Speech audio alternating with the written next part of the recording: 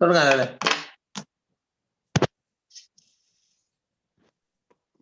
തുടങ്ങാം.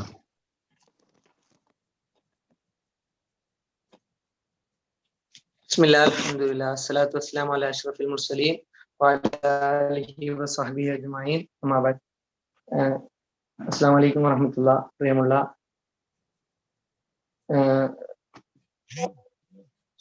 പ്രവർത്തകരെ, നമ്മളുമായി ഇന്ന് സംവദിക്കാനുള്ളത് പലസ്തീൻ വിഷയത്തിലാണ്. നമ്മൾ 5 ദിവസത്തെ ക്യാമ്പസിംഗ് നടത്തുന്ന കൊളോക്യത്തിലാണ് നമ്മളൊക്കെ ഉള്ളത്. അപ്പോ അതുമായി നമ്മൾ മൂന്നാമത്തെ ദിവസത്തിലാണ് ഇന്ന് ഉള്ളത് നമ്മുടെ പരിപാടി. ആദ്യ ദിവസം ബഹുമാന്യനായ MP ET മുഹമ്മദ് ബഷീർ സാഹിബ് നമ്മുടെ കൊളോക്യം ഉദ്ഘാടനം ചെയ്യുകയും അതിനുശേഷം പ്രഗത്ഭരായ ആൾക്കാർ അതുമായി ബന്ധപ്പെട്ട് കാര്യങ്ങൾ സംസാരിക്കുകയും ചെയ്തിരുന്നു. നമ്മുടെ സംസ്ഥാന പ്രസിഡന്റ് ഹമീദ് അലി ശിഹാബ് തങ്ങൾ ഉൾപ്പെടെ ഒരുപാട് പേര് നമ്മുടെ പരിപാടിയിൽ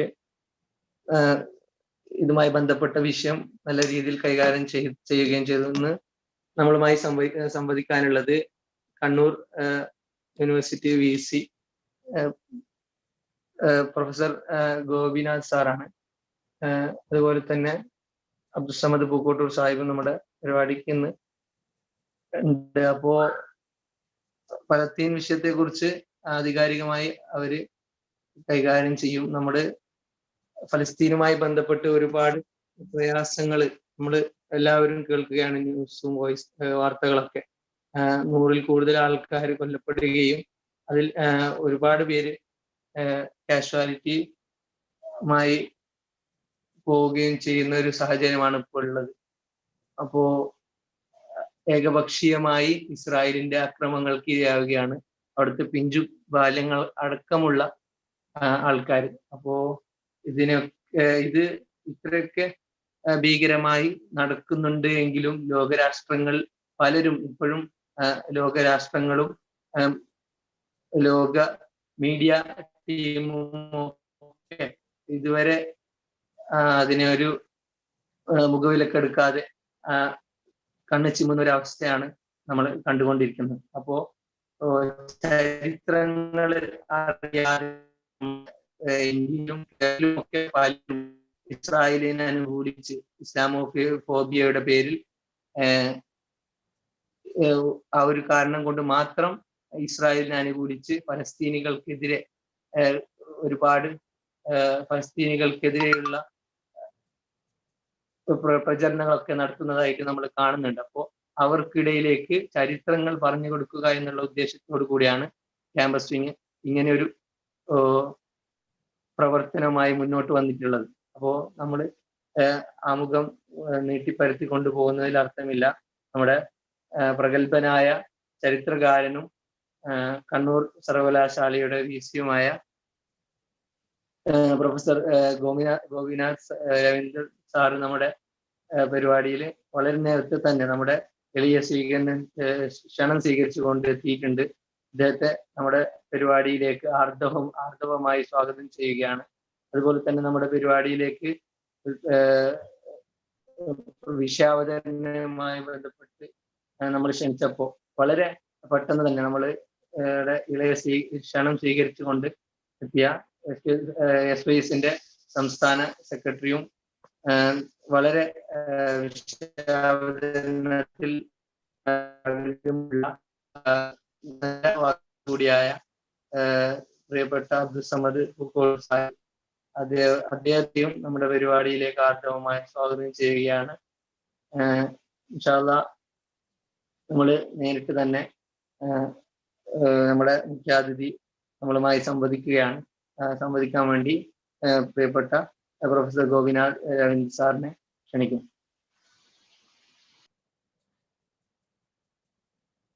താങ്ക് യു. വളരെ സന്തോഷമുണ്ട്. അത് SKSSF പാലസ്റ്റൈനിൽ നടക്കുന്ന ഇന്ന് ഇപ്പം നടന്നുകൊണ്ട് പോകുന്ന ഗാസ ആക്രമണമില്ല ഈ 5 ദിവസത്തെ ഒരു കൊളോക്യം നടത്തുന്നത് വളരെ എനിക്ക് തോന്നുന്ന ഒരു പൊളിറ്റിക്കലി റെലവൻറ്റ് ഒരു സബ്ജക്റ്റിൽ ഇതിൻ്റെ മേലെ കൂടുതൽ ചർച്ച ചെയ്യണം. ആ ചർച്ചകളുടെ ഭാഗമായിട്ടായിരിക്കും SKSSFന്റെ ഈ 5 ദിവസീയ എന്താണ് കൊളോക്യം ഉണ്ടാകും ഞാൻ കാണുന്നത്. ഞാൻ ഇതിലെ ഗാസയിൽ നടക്കുന്ന വളരെ ക്രൂരതപൂർണ്ണ ഇസ്രായേലി അഗ്രഷനെ പറ്റിയിട്ട് പറഞ്ഞിട്ട് വലിയ കാര്യമില്ല. ഇത് ഒന്നാമത്തെ പ്രാവശ്യമല്ല ഇസ്രായേല് പാലസ്തീനിയൻ ജനതയുടെ പ്രതിയും ഗാസ സ്ട്രിപ്പിൽ ബോംബാർഡ്മെന്റ് നടത്തുന്നതും. ഈ നൂറ്റാണ്ടിൽ തന്നെ ഇതിനു മുമ്പേ 4 പ്രാവശ്യം 3 പ്രാവശ്യം 2009-ലും 2012-ലും 2014-ലും ഇസ്രായേലി ബോംബാർഡ്മെന്റും ഇൻവേഷനും രണ്ടും നടന്നിട്ടുണ്ട്. അതുകൊണ്ട് ഇതിനെ പറ്റിയിട്ട് ഇത് ആദ്യമായി കാണുന്നതൊന്നും അല്ല നമ്മൾ ഇസ്രായേൽ പാലസ്തീനിൽ ചെയ്യുന്ന. അതുകൊണ്ട് ഇതിനെ ഞാൻ പറയുന്നത് നമുക്കറിയും, നമ്മളെല്ലാവരും അപ്പീൽ ചെയ്യും, അതൊക്കെ നമ്മൾ ചെയ്യും, അത് ഇങ്ങനെ ചെയ്യാൻ പാടില്ല. പക്ഷെ നമുക്കൊക്കെ ഇതും കൂടി അറിയും, നമ്മൾ പറഞ്ഞാലോ ഇപ്പൊ SKSSF ആണെങ്കിലോ ഇവിടുത്തെ ബാക്കി സ്റ്റുഡൻറ് ഓർഗനൈസേഷൻസിന്റെ പ്രൊട്ടസ്റ്റോ അല്ല ഈവൻ ഗവൺമെന്റ് പറയുന്നതോ ഇസ്രായേൽ ഇതൊന്നും കേൾക്കാൻ പോകുന്നില്ല. അത് വളരെ വ്യക്തമാണ്. അതുകൊണ്ട് എന്താ നമുക്ക് ഈ പ്രതിസന്ധിന്റെ നടുവിൽ നമുക്ക് എന്താ ചെയ്യാൻ കഴിയുക?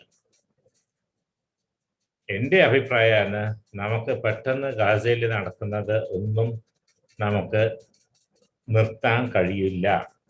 പക്ഷേ നിർത്താൻ കഴിയാത്ത പല കാര്യങ്ങളും നമ്മളെ ചുറ്റും നടക്കുന്നുണ്ട്. അതിൻ്റെ മേലെ നിർത്താൻ കഴിയില്ലെങ്കിലും നമ്മൾ പ്രതികരിക്കുന്നത് അത്യാവശ്യമാണ്. ഞാൻ ഇന്നത്തെ ഈ കൊളോക്യത്തിൽ ആകെ ഒരു കാര്യമേ പറയാൻ പോകുന്നുള്ളൂ, ഒരു ആസ്പെക്റ്റിന്റെ മേലെ ഞാൻ ടച്ച് ചെയ്യാൻ പോകുന്നുള്ളൂ. അതാണ് ഇതിന്റെ ഹിസ്റ്ററി. നമ്മളെ ഇന്ത്യയും പാലസ്റ്റൈനും ഇസ്രായേലിന്റെയും തമ്മിലുള്ള റിലേഷൻസിന്റെ ഒരു റീസെന്റ് ഹിസ്റ്ററി. റീസെന്റ് പറഞ്ഞാല് ഗാന്ധിജി തുടങ്ങിയിട്ട് 1940s തുടങ്ങിയിട്ട് ഇന്ന് വരെ എങ്ങനെയാണ് ഇന്ത്യയും പാലസ്റ്റൈനും ഇന്ത്യൻ്റെയും തമ്മിലുള്ള റിലേഷൻഷിപ്പും അതിൻ്റെ കൂടെ തന്നെ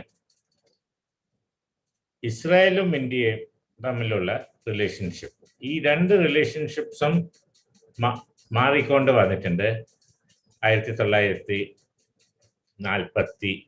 തുടങ്ങിയിട്ട്. അതിന് മുമ്പേ തുടങ്ങുന്നുണ്ട്, പക്ഷെ 47 തുടങ്ങിയിട്ട് ഫസ്റ്റ് വേൾഡ് വാർ കഴിഞ്ഞിട്ട് തന്നെ ഇസ്രായേലിനെ ഫൗണ്ട് ചെയ്യേണ്ട ശ്രമങ്ങൾ കൂടുന്നുണ്ട്. 47-ൽ യുണൈറ്റഡ് നേഷൻസ് റെസൊല്യൂഷൻ വന്നു. ആ റെസൊല്യൂഷൻ തുടങ്ങിയിട്ടാണ് ഞാൻ സംസാരിക്കാൻ പോകുന്നത്. India and Palestine question. ഈ SSF-ന്റെ ഈ ക്യാപ്ഷൻ വളരെ ഇറ്റ് വാസ് എൻ ആപ്റ്റ്. ഞാൻ ഇംഗ്ലീഷിൽ സംസാരിക്കാൻ പോകുവാണ്. വല്ല പ്രശ്നമുണ്ടോ ഞാൻ ഇംഗ്ലീഷിൽ സംസാരിച്ചാല്? Hello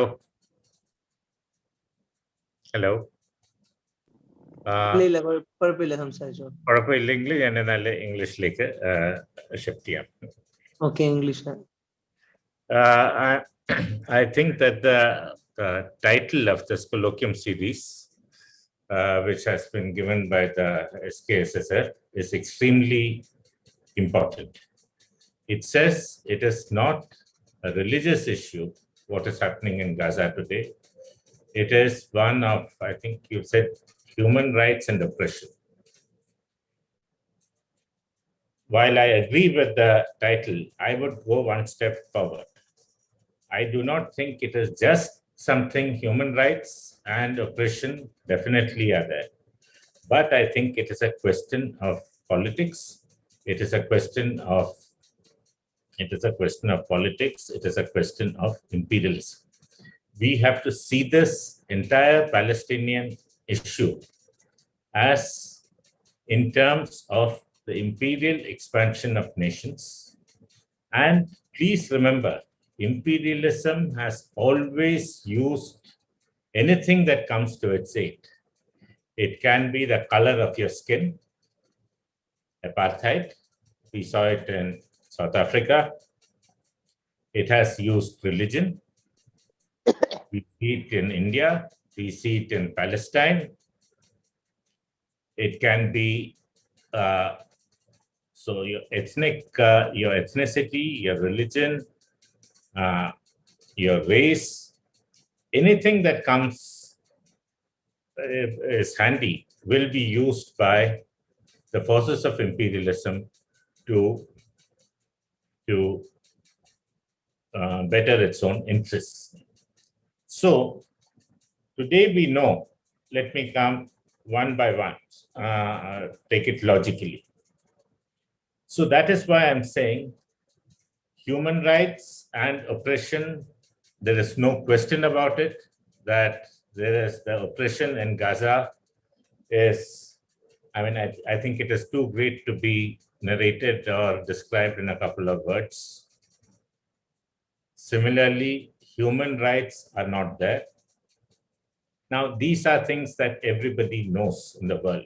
I do not think that this needs any further emphasis during my talk.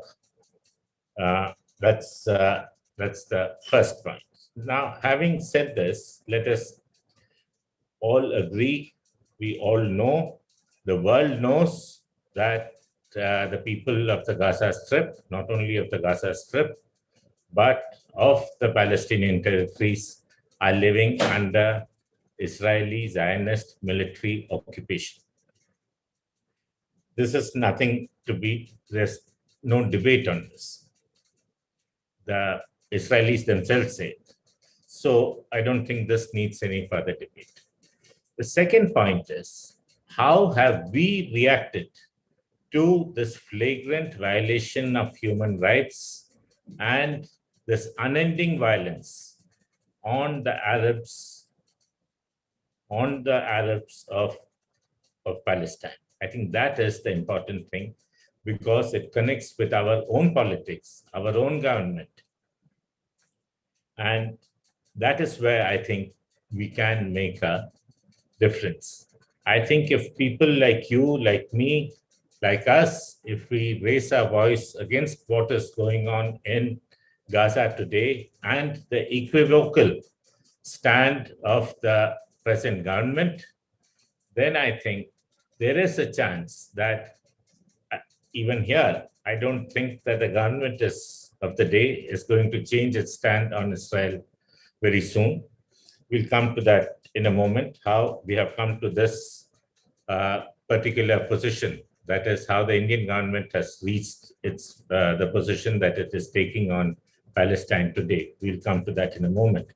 But I think by doing this, by raising and exposing the hypocrisy of the Indian government in continuing to have very, very important military and economic ties with Palestine, with Israel, and at the same time saying that there should be no violence and that we support Palestine, I think this hypocrisy needs to be exposed.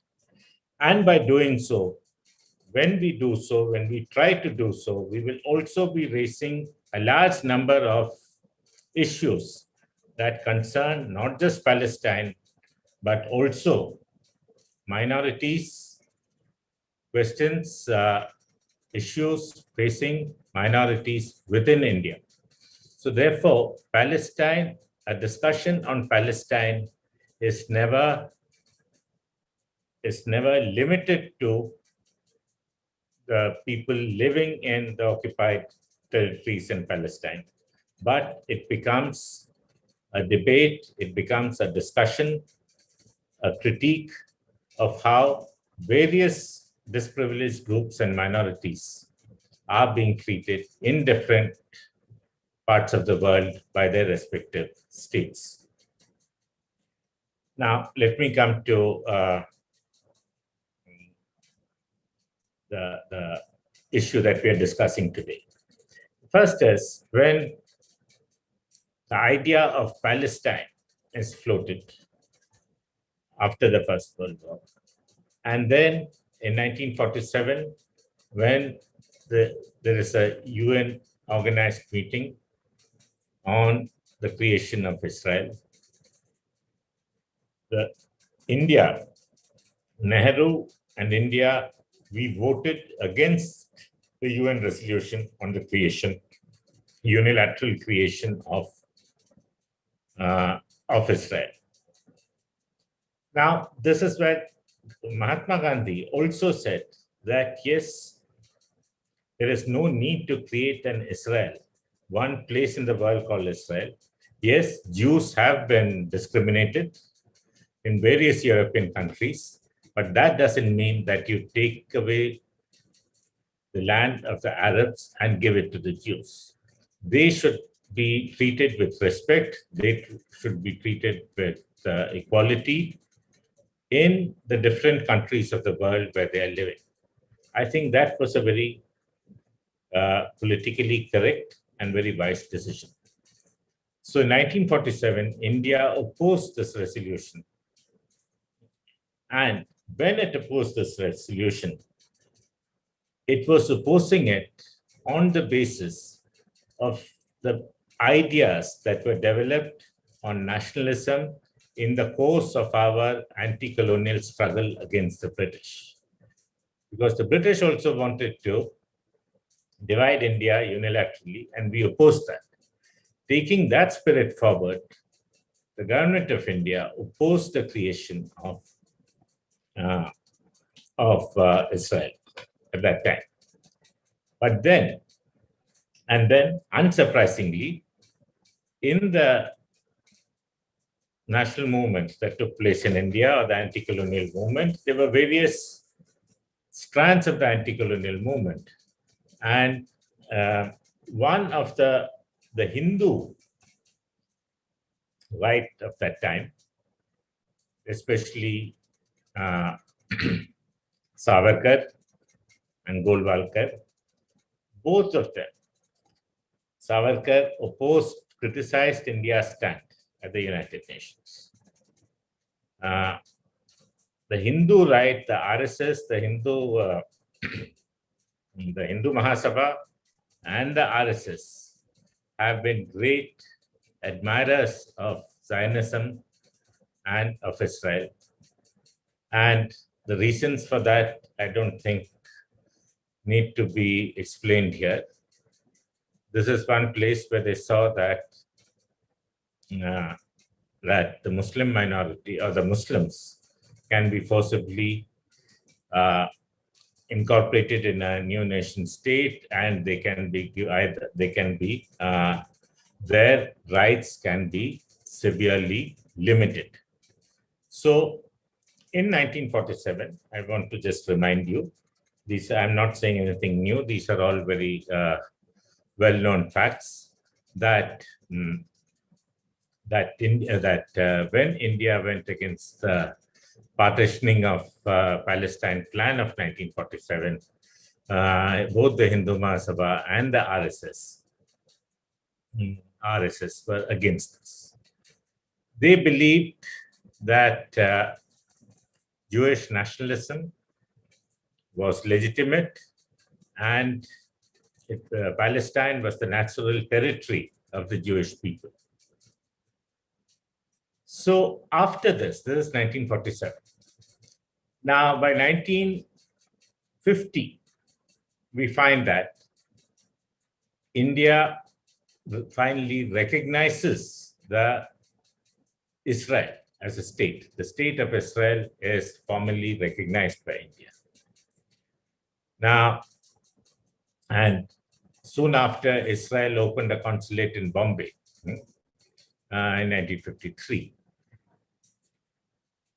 Now, from 1950, despite recognizing Israel, India, the relationship between the two was very informal. Because Indian politicians at that time were afraid of annoying the various Arab states. That's number one. And number two, we find that at this time, India was genuinely interested in taking forward the cause of non-alignment. So it is during this, in such a political context, the national movement, we have just got independence from Britain. Non-aligned movement is still important. India, therefore, is naturally concerned about the plight of the Arabs of Palestine, and therefore the relations between the two countries is extremely tepid or cold. And so this is the 1950s, and then in the 1960s also this continues, and it is from the 1980s that we find a change in India's attitude towards Israel. Now, remember, India's attitude towards Israel changes during, we find, officially find evidence of its changing under formal diplomatic relations under Narasimha Rao, who was the Prime Minister in India at that time. 1980s, remember, is also the time of the debt crisis in India. I think the students present here might not have been born at that time, but India went through a major debt crisis and it was forced to take loans. And it was at that time we had to go to the IMF in a big way. So it became clear to India by the 1980s that the road to Washington, if we have to get closer to America, getting close to Tel Aviv would make that easier. Now,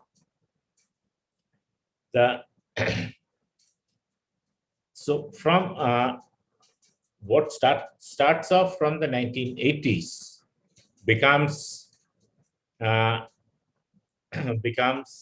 much stronger when the Bharatiya Janata Party first came to power in India.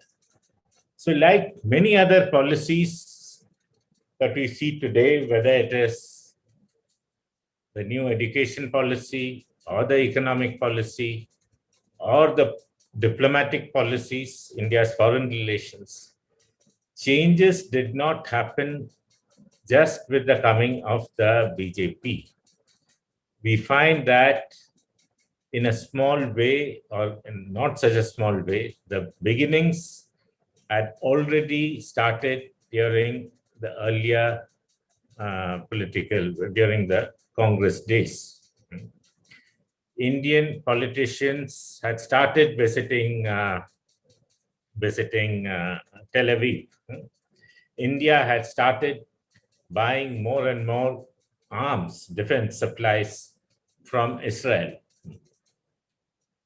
Israel had started giving us help in terms of terrorism and counter-terrorism. So all these changes had begun even before the BJP comes in. With the coming of the BJP, the first time during Atal Bihari Vajpayee's government, we find that this relationship goes to the next level. And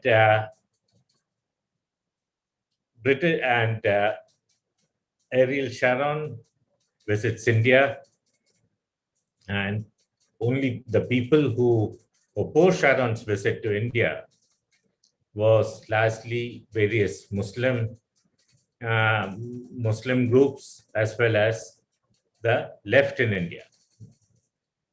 Now, the thing is that unfortunately, with the communalization of politics in India, people have started viewing this as a Muslim versus Jewish problem. I do not think Palestine is a Muslim versus Jewish problem. Palestine has a shared history. Palestine is actually a problem of, it is an issue of imperialism extending, expanding itself, and the problems that it creates for the common people. And these are terrible problems indeed. Now, here comes in America. Now, if you look at എനിക്ക് എത്ര സമയമുള്ളത്, എത്ര minute ഉണ്ട്, അത് പ്രകാരം ഞാൻ പറയാം. എത്ര സമയമുണ്ട്? ഒരു 10 മിനിറ്റ് കിട്ടുമോ? Hello? Okay, sir, continue. I can continue for എത്ര സമയമുണ്ട്? 10 minutes? 10 minutes. Okay, 10 minutes. Okay, 10 minutes. So, please do not think that there is any great religious affinity between the powers supporting supporting Israel, the powers which supported Israel at the beginning and later, who were there? First they were the British, because Palestine was a British mandate, because the British and the French were the leading imperialist powers. Then after the First World War, and especially after the Second World War, they are replaced by the United States of America as the leading imperialist power in the world. The United States of America also initially did not see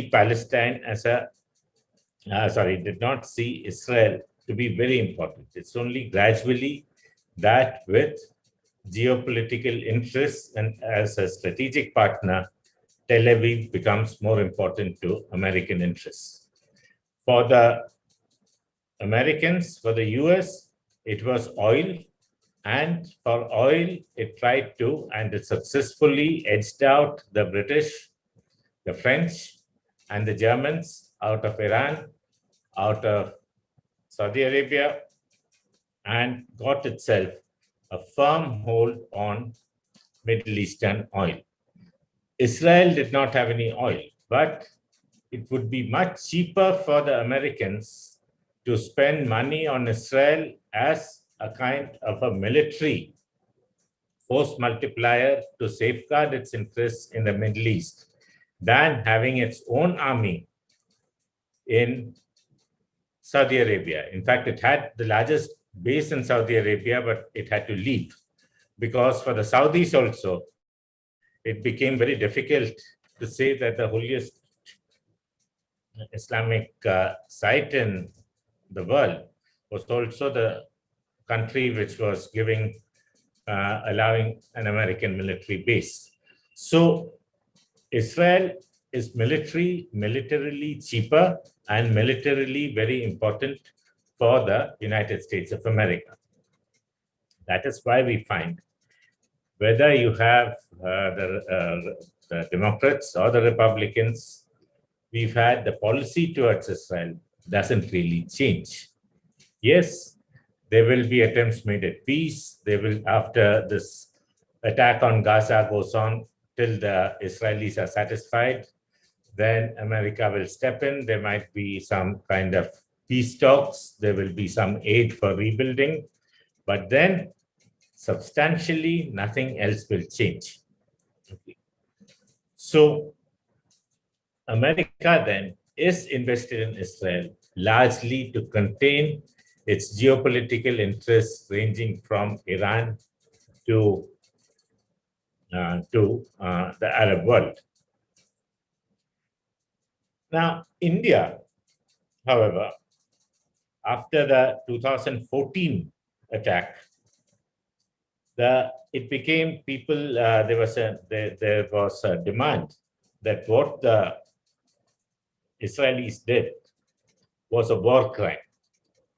Now, and this led to a commission of inquiry, and as a result of this, the Davis report was published. Finally, the Davis report, I won't go into the details. First, they didn't allow it. Finally, it was allowed. But when it finally came, India voted to abstain on the resolution to accept the findings of the Davis report and to send it to the International Criminal Court. So India has again and again played from a very strong, positive, pro-Arab position in the beginning, it has continuously diluted its stand on the Palestine question. Remember, India was the first non-Arab country to recognize the PLO. From that position, now we have come to a position where we won't even openly condemn Israel. And then when we talk, if you listen to television debates, they will say, but yes, the Hamas also has to be criticized. They should not fire rockets. We must realize that, I mean, you cannot compare one of the most powerful armies in the world, which is fully subsidized and supported by the West, with a small outfit like the Hamas. Yes, Hamas, anybody, if you are put into a 40-kilometer area and you are boxed in, you are put in a kind of a rat trap and attacked, obviously you will bite back. But it is an asymmetrical conflict which is there for the world to see. And it is a crying shame that the world media, India, I won't even, you see, when the world media, we know what the media reports and what the media does not report. But in India, we are increasingly getting nervous about supporting it. We are increasingly getting nervous about supporting it because I think we have done, not at this scale, but we have denied a number of freedoms in different parts of our country to our own people. So if this becomes a major point of debate, people might start talking about themselves and their own, the denial of their own rights within India. So the government of India, it's understandable, I think, given their politics and given their other interests, why they are taking such a position and how it has come to a situation where our position on Palestine has become more or less meaningless. I don't think anybody really believes that India is any longer a great friend of the Arabs of the occupied territories in Gaza. So I will end by saying, we must not, however hopeless the situation in Gaza might be today, we as concerned, sensitive, democratic human beings should try our level best to make sure that this criminal human right abuse, this criminal political abuse, this crime, imperialist crime against humanity is discussed amongst the student community, in universities, elsewhere in the country, so that even if we cannot help the Palestinians per se, we can maybe prevent this kind of human right, similar human right oppressions from finding acceptance within India. Thank you.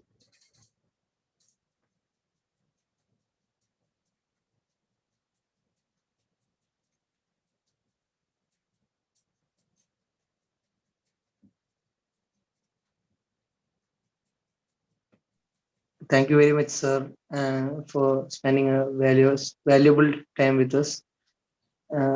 വളരെ നന്ദി. നമുക്ക് അടുത്തതായി നമ്മുടെ പരിപാടി വിഷയാവതരണം നടത്താൻ വേണ്ടി പ്രഗത്ഭ പ്രഭാഷകനും SYSന്റെ സംസ്ഥാന സെക്രട്ടറിയുമായ അബ്ദുസമദ് പൂക്കോട്ടൂർ സാഹിബിനെ ആദരപൂർവ്വം ക്ഷണിക്കുന്നു. അസ്സലാമു അലൈക്കും വറഹ്മത്തുള്ളാഹി വബറകാതുഹു. അൽഹംദുലില്ലാഹ് വസ്സലാത്തു വസ്സലാമു അലാ അഷ്റഫി റസൂലില്ലാഹി വഅലാ ആലിഹി വസ്ഹബിഹി ഫായിസീന ബില്ലാഹ്. ആദരണീയരായ പ്രിയപ്പെട്ട സഹോദരങ്ങളെ, ക്ലബാവിംഗ് ഇങ്ങനെ ഒരു പരിപാടി സംഘടിപ്പിച്ചതിൽ അതിയായ സന്തോഷമുണ്ട്.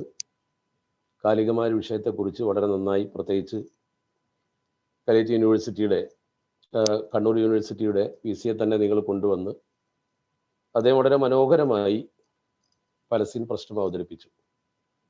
ഞാൻ അദ്ദേഹത്തെ അഭിനന്ദിക്കുകയാണ്. Sir, you are already expressed the correct view about the Palestine problem. You told that India was first non-Arab country who recognized the PLO, Palestine. താങ്കൾ അങ്ങനെ പറഞ്ഞത് ഇന്ത്യയുടെ പഴയകാല പാരമ്പര്യത്തെ ഉയർത്തിപ്പിടിച്ചുകൊണ്ടാണ്. പലസ്തീനെ ആദ്യമായി അംഗീകരിച്ച നോൺ അറബ് കൺട്രി ആയിരുന്നു ഇന്ത്യ എന്ന് താങ്കൾ സൂചിപ്പിച്ചത് ചരിത്രത്തിലെ വളരെ പ്രധാനപ്പെട്ട കാര്യമാണ്. അതോടൊപ്പം തന്നെ നമ്മുടെ നാടിൻ്റെ പൂർവ്വകാല പാരമ്പര്യത്തെക്കുറിച്ചും പണ്ഡിറ്റ് നെഹ്റുവിൻ്റെ കാലത്തും തുടർന്നുമൊക്കെ ഇന്ത്യ സ്വീകരിച്ചിരുന്ന നയ നിലപാടുകളെ കുറിച്ചുമൊക്കെ വളരെ മനോഹരമായി സൂചിപ്പിച്ചതിൽ വലിയ സന്തോഷമുണ്ട്.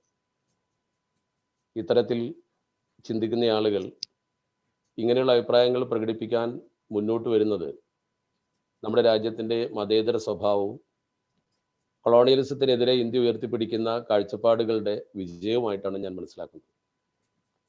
ഞാൻ കൂടുതൽ ദീർഘിപ്പിക്കുന്നില്ല. ഇതിൻ്റെ അടിസ്ഥാനപരമായ ചില കാര്യങ്ങൾ ഈ അവസരത്തിൽ സൂചിപ്പിക്കാനാണ് ഞാൻ ഉദ്ദേശിക്കുന്നത്. യഥാർത്ഥത്തിൽ ഇസ്രയേൽ എന്ന് പറയുന്ന ഒരു പ്രദേശം ചരിത്രത്തിൽ ബനു ഇസ്രയേലിൻ്റെ ചരിത്രമല്ലാതെ അങ്ങനെ ഒരു ഭൂമി ഒരു പ്രത്യേക വിഭാഗത്തിന് എന്ന രീതിയിൽ പഴയ കാലത്ത് ഉണ്ടായിരുന്നില്ല എന്നത് എല്ലാവരും അംഗീകരിക്കുന്ന ഒരു കാര്യമാണ്. പഴയകാല ചരിത്രം പരിശോധിക്കുമ്പോൾ ഷാം എന്ന് പറയുന്ന മേഖല, ചരിത്രത്തിലൊക്കെ ഷാം എന്ന് പറയുന്ന മേഖല യഥാർത്ഥത്തിൽ സിറിയ, ഇന്നത്തെ പലസ്തീൻ, അതുപോലെ തന്നെ ജോർഡാൻ, ലെബനോൻ തുടങ്ങിയ പ്രദേശങ്ങളാണ്. മതഗ്രന്ഥങ്ങളിലും അതുപോലെ തന്നെ വിവിധ വേദഗ്രന്ഥങ്ങളിലുമൊക്കെ വളരെ ഗൗരവത്തോടു കൂടി സൂചിപ്പിച്ചിട്ടുള്ള പ്രധാനപ്പെട്ട ചില പ്രദേശങ്ങൾ അടങ്ങുന്ന മേഖലയാണ്. ഈ പലസ്തീൻ എന്ന് പറയുന്ന പ്രദേശം പിന്നെ എങ്ങനെ ഒരു സാമ്രാജ്യത്വ ശക്തികളുടെ അധിനിവേശ മേഖലയായി മാറി എന്നത് പരിശോധിക്കുമ്പോൾ ആ ചരിത്ര വസ്തുതയ്ക്കെതിരെ ഒരാൾക്കും സംസാരിക്കാൻ കഴിയില്ല. കാരണം ചരിത്രം അത്രമേൽ വ്യക്തമായ കാര്യം നമുക്ക് പഠിപ്പിച്ചു തരുന്നുണ്ട്. മുസ്ലിങ്ങളെ സംബന്ധിച്ചിടത്തോളം ആദ്യത്തെ കിബിലയാണ് പരിശുദ്ധമായ ബൈത്തുൽ മുഖദ്ദസ്. നബി സല്ലല്ലാഹു അലൈഹി വസല്ലമ തങ്ങളോട് അബൂദർ റളിയല്ലാഹു തആല അൻഹു ചോദിച്ച ഒരു ചോദ്യത്തിന് മറുപടിയായി, അഥവാ കം ബൈനഹുമ എന്നൊരു ചോദ്യമുണ്ട്. ലോകത്ത് ആദ്യം നിർമ്മിച്ച പള്ളിയെക്കുറിച്ച് ചോദിച്ചു. അത് പരിശുദ്ധ മക്കയിലെ മസ്ജിദുൽ ഹറാമാണ്, കഅബയാണെന്ന് പറഞ്ഞു. അതിനുശേഷം പിന്നെ നിർമ്മിച്ച പള്ളിയാണ് ബൈത്തുൽ മുഖദ്ദസ് അഥവാ മസ്ജിദുൽ അഖ്സ എന്ന് പറഞ്ഞപ്പോൾ കം ബൈനഹുമ, ഇതിൻ്റെ രണ്ടിൻ്റെയും ഇടക്കുള്ള നിർമ്മാണ കാലഘട്ട ദൈർഘ്യം എത്രയാണെന്ന് ചോദിച്ചപ്പോൾ 40 സന എന്ന് പരിശുദ്ധ പ്രവാചകർ പറഞ്ഞതായി കാണാൻ കഴിയും. 40 വർഷം. അബൂദർ റളിയല്ലാഹു തആല അൻഹുവിന്റെ ചോദ്യത്തിന് മറുപടിയായി നബി സല്ലല്ലാഹു അലൈഹി വസല്ലമ തങ്ങൾ പറഞ്ഞ ഈ ഹദീസ് വളരെ പ്രസിദ്ധമാണ്. അഖ്സ എന്ന പേര് വരാൻ തന്നെ കാരണം ദൂരെ സ്ഥിതി ചെയ്യുന്നത് എന്ന അർത്ഥത്തിലാണ്.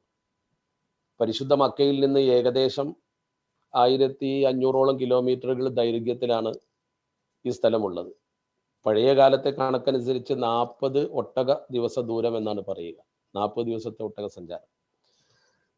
അത്ര ദൂരത്തുള്ളൊരു പള്ളി ആയതുകൊണ്ടാണ് മസ്ജിദുൽ അഖ്സ എന്ന് പേര് വന്നത്.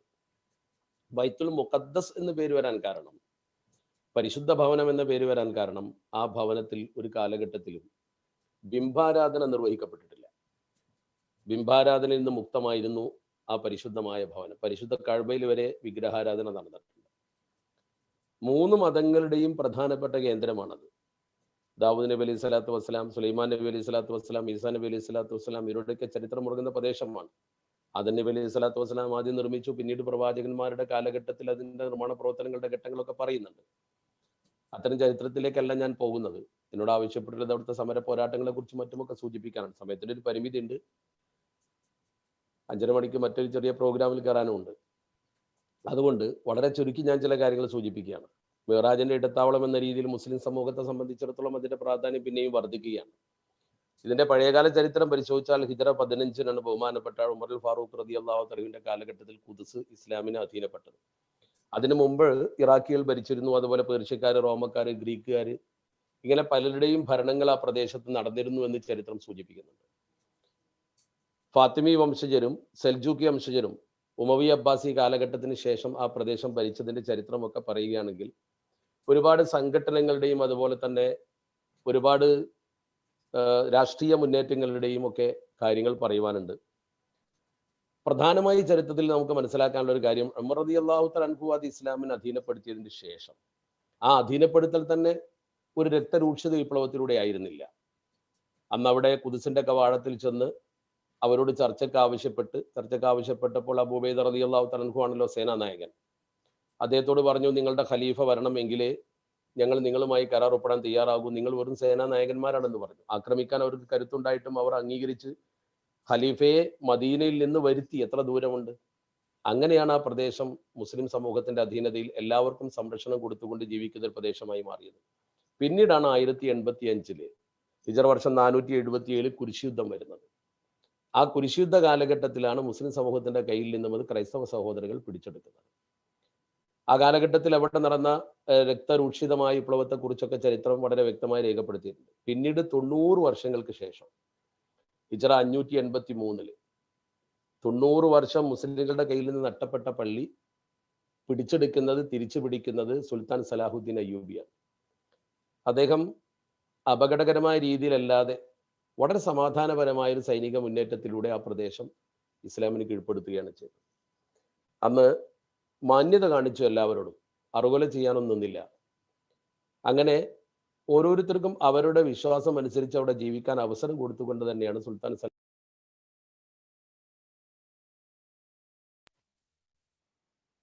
ജൂതന്മാരെ സംബന്ധിച്ചിടത്തോളം അവർ ലോകത്ത് വളരെ വലിയ പീഡനങ്ങൾ ഏറ്റുവാങ്ങിയ സമൂഹമാണ്. ഒട്ടേറെ പീഡനങ്ങളും പ്രയാസങ്ങളും ബുദ്ധിമുട്ടുകളും അവർ സഹിച്ചിട്ടുണ്ട്. ഉള്ളതുപോലെ പറയണമെന്ന്. ജർമ്മനിയിലൊക്കെ വളരെ ശക്തമായ എതിർപ്പ് നേരിടുകയും ഹിറ്റ്ലർ ഗ്യാസ് ചേമ്പറിലിട്ട് അവരെ കൊല്ലുകയും ചെയ്തിട്ടുണ്ട്. പക്ഷെ ആ കാലഘട്ടമൊക്കെ പരിശോധിച്ചാൽ ഇംഗ്ലണ്ടിൽ വരെ അവർ ആട്ടിയകറ്റപ്പെട്ടിരുന്ന ഒരു കാലം ഉണ്ടായിരുന്നു. എഡ്വേർഡ് രാജാവിന്റെ കാലഘട്ടത്തിൽ. ലോകത്തിന്റെ പല ഭാഗത്തും അവർ പീഡനത്തിന് വിധേയമായിരുന്ന ഒരു കാലഘട്ടമുണ്ട്. അന്നൊക്കെ അവർക്ക്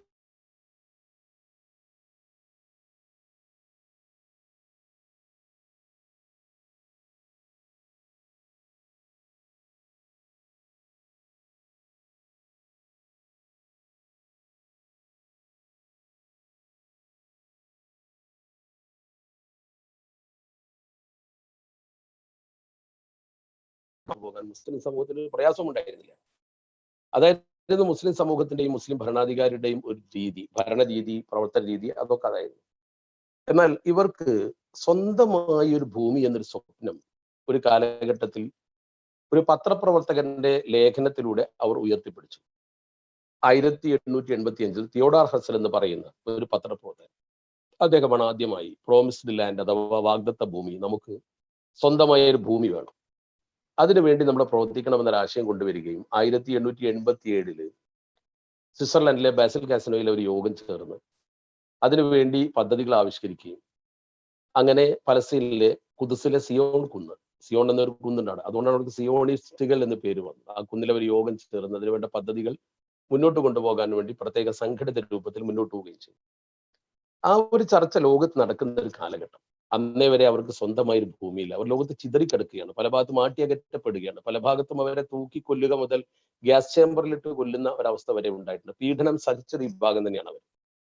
ആ കാലഘട്ടത്തിൽ ഇങ്ങനെ ഒരു ആശയം മുന്നോട്ട് വന്നപ്പോൾ അവരത് പ്രാവർത്തികമാക്കാൻ തക്കം പാർത്തു നിൽക്കുകയാണ്. ആ സമയത്താണ് 1914 ലോകമഹായുദ്ധം ഉണ്ടാകുന്നത്. ലോകമഹായുദ്ധത്തിൽ നമുക്കറിയാം, ജർമ്മനിയാണ് ഒരു പക്ഷത്ത്, മറുഭാഗത്ത് പ്രധാനമായും ബ്രിട്ടൻ, അതുപോലെ തന്നെ റഷ്യ, ഫ്രാൻസ്, സഖ്യകക്ഷികൾ എന്ന് പേര് പറയും. നമ്മളൊക്കെ സ്കൂളുകളിൽ ചെറുപ്പകാലത്തെ പഠിച്ചിട്ടുണ്ട്. അന്നൊരു പക്ഷെ നമുക്ക് അതിനെക്കുറിച്ച് അത്ര വലിയ ആഴത്തിൽ ഒരു പഠന താല്പര്യമില്ലെങ്കിലും അന്ന് ആ പഠിച്ച കാര്യം വെച്ച് തന്നെ ഇപ്പോൾ ചരിത്രം നമ്മൾ പരിശോധിക്കുമ്പോൾ കൃത്യമായി നമുക്ക് ബോധ്യപ്പെടും. അന്ന് ഈ സഖ്യകക്ഷികൾ വലിയ ശക്തമായ ആക്രമണങ്ങൾ നടത്തിയിട്ടും ജർമ്മനിയെ പരാജയപ്പെടുത്താൻ കഴിയാതിരുന്നത് ജർമ്മനിയുടെ പക്ഷത്ത് ഓട്ടോമൻ സാമ്രാജ്യം മുഴുവൻ അണിനിരന്നുകൊണ്ടാണ്. തുർക്കി ഖലീഫയുടെ നേതൃത്വത്തിലാണ് അന്ന് മുസ്ലിം ലോകം മൊത്തം, പ്രത്യേകിച്ച് സൗദി അറേബ്യ, ഇറാൻ, ഇറാഖ്, ഈ പറയപ്പെട്ട നേരത്തെ പറഞ്ഞ ഷാം എന്ന് പറയുന്ന മേഖല മുഴുവൻ വലിയൊരു ഭൂവിഭാഗം, ലോകത്തിന്റെ നല്ലൊരു ഭാഗം ഒട്ടോമൻ സാമ്രാജ്യത്തിന്റെ കീഴിലാണ്. ആ ഒട്ടോമൻ തുർക്കികൾ പൂർണ്ണമായി ജർമ്മനിയെ പിന്തുണച്ചതുകൊണ്ട് ജർമ്മനി അവർക്ക് പരാജയപ്പെടുത്താൻ കഴിയുന്നില്ല. മാത്രമല്ല അമേരിക്ക യുദ്ധരംഗത്തേക്ക് 1914 വന്നിട്ടുമില്ല. US വരുന്നത് പിന്നെ 1917. അതിന്റെ കാരണം US ഇറക്കാൻ വേണ്ടി ബ്രിട്ടൻ വളരെ തന്ത്രപരമായ ഒരു സമീപനം സ്വീകരിച്ചു. ബ്രിട്ടന്റെ പ്രധാനപ്പെട്ട തന്ത്രങ്ങളിൽ ഒന്നാണ് ബ്രിട്ടൻ എപ്പോഴും തന്ത്രങ്ങൾ കൊണ്ടാണ് വിജയിക്കുന്നത്. കാരണം വളരെ ചെറിയ രാജ്യം, നമ്മുടെ ഇന്ത്യ എന്ന് പറയുന്ന വലിയ രാജ്യത്തെ അടക്കി ഭരിച്ചു നമുക്കറിയാമല്ലോ. അതിന്റെ ഒരു പ്രധാനപ്പെട്ട കാരണം, അന്ന് ജൂതന്മാർ ലോകത്ത് ചിതറിക്കിടക്കുന്നുവെങ്കിലും അവർ പ്രധാനപ്പെട്ട ചില പോസ്റ്റുകളിലൊക്കെ ഉണ്ടായിരുന്നു. അമേരിക്കയിലെ കീ പോയിന്റുകളിൽ അന്ന് വളരെ പ്രധാനമായി അവർ ചെയ്തൊരു പ്രവർത്തനം, US ആ കാലഘട്ടത്തിലെ അവിടുത്തെ ഭരണാധികാരിയെ സ്വാധീനിക്കാനുള്ള ഏറ്റവും നല്ല തന്ത്രം എന്ന രീതിയിൽ അവിടുത്തെ സുപ്രീം കോടതി ജഡ്ജിയെ അവർ സ്വാധീനിച്ചു. സുപ്രീം കോടതി ജഡ്ജി ലൂയിസ് ബ്രാൻഡിസ് ജൂതനായിരുന്നു. ലൂയിസ് ബ്രാൻഡിസിനെ സ്വാധീനിച്ചുകൊണ്ട് അദ്ദേഹം അമേരിക്ക യുദ്ധത്തിന് ഇറക്കി കഴിഞ്ഞാൽ ഈ വാഗ്ദത്ത ഭൂമി നമുക്ക് നേടിയെടുക്കാം യുദ്ധം വിജയിച്ചാൽ എന്ന് വാക്കുകൊടുത്തു. അങ്ങനെ അന്നത്തെ അമേരിക്കൻ പ്രസിഡന്റ് വുഡ്രോ വിൽസൺ ഈ സുപ്രീം കോടതി ജഡ്ജിയുടെ ഈ ആവശ്യം അംഗീകരിച്ചുകൊണ്ട് യുദ്ധത്തിന് 1917 ഇറങ്ങുകയാണ് സഖ്യകക്ഷികളുടെ കൂടെ. അങ്ങനെ സഖ്യകക്ഷികളുടെ കൂടെ വന്ന് സ്വാഭാവികമായും സഖ്യകക്ഷികൾ ഒന്നിച്ച് ബ്രിട്ടൻ, ഫ്രാൻസ്, അതുപോലെ തന്നെ റഷ്യ, അമേരിക്ക, ഏറ്റവും വലിയ ശക്തികൾ.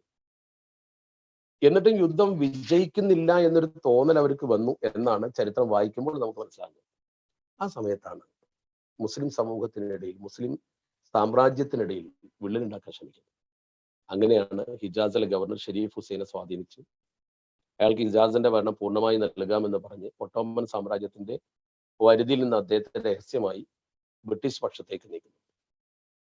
മുസ്ലിം സമൂഹത്തിൽ ഭിന്നിപ്പുണ്ടായതോടുകൂടി സ്വാഭാവികമായും ഒന്നിച്ചു നിൽക്കുന്ന ഒരു ഘടനയിൽ ഭിന്നിപ്പുണ്ടായാൽ അതിന്റെ പരാജയം നമുക്ക് ഊഹിക്കാവുന്നതാണ്. അങ്ങനെയാണ് യുദ്ധം അവർ വിജയിച്ചെടുത്തത്. അത് കൂടുതൽ വിശദീകരിക്കാൻ പ്രയാസമുണ്ട്, ചില സാങ്കേതിക കാരണങ്ങൾ. ചരിത്രം പഠിക്കുന്ന ആളുകൾക്ക് അത് കൂടുതൽ പരിശോധിച്ചാൽ ബോധ്യപ്പെടും. പലപ്പോഴും തെറ്റുകൾ നമ്മുടെ ആളുകൾക്ക് സംഭവിച്ചിട്ടുണ്ട്, ഉള്ളത് നമ്മൾ സമ്മതിക്കേണ്ടി വരും.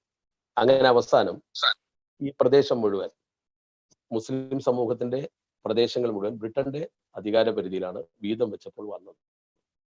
അങ്ങനെയാണ് ബ്രിട്ടൻ ആ പ്രദേശത്ത് അവരുടെ വാക്ക് പാലിച്ചുകൊണ്ട് ആർതർ ബാൽഫർ എന്ന് പറയുന്ന ബ്രിട്ടന്റെ വിദേശകാര്യമന്ത്രി ബാൽഫർ പ്രഖ്യാപനം നടത്തി ആ പ്രദേശത്ത് ജൂതന്മാർക്ക് ഒരു ഭൂമി നൽകുന്നത്.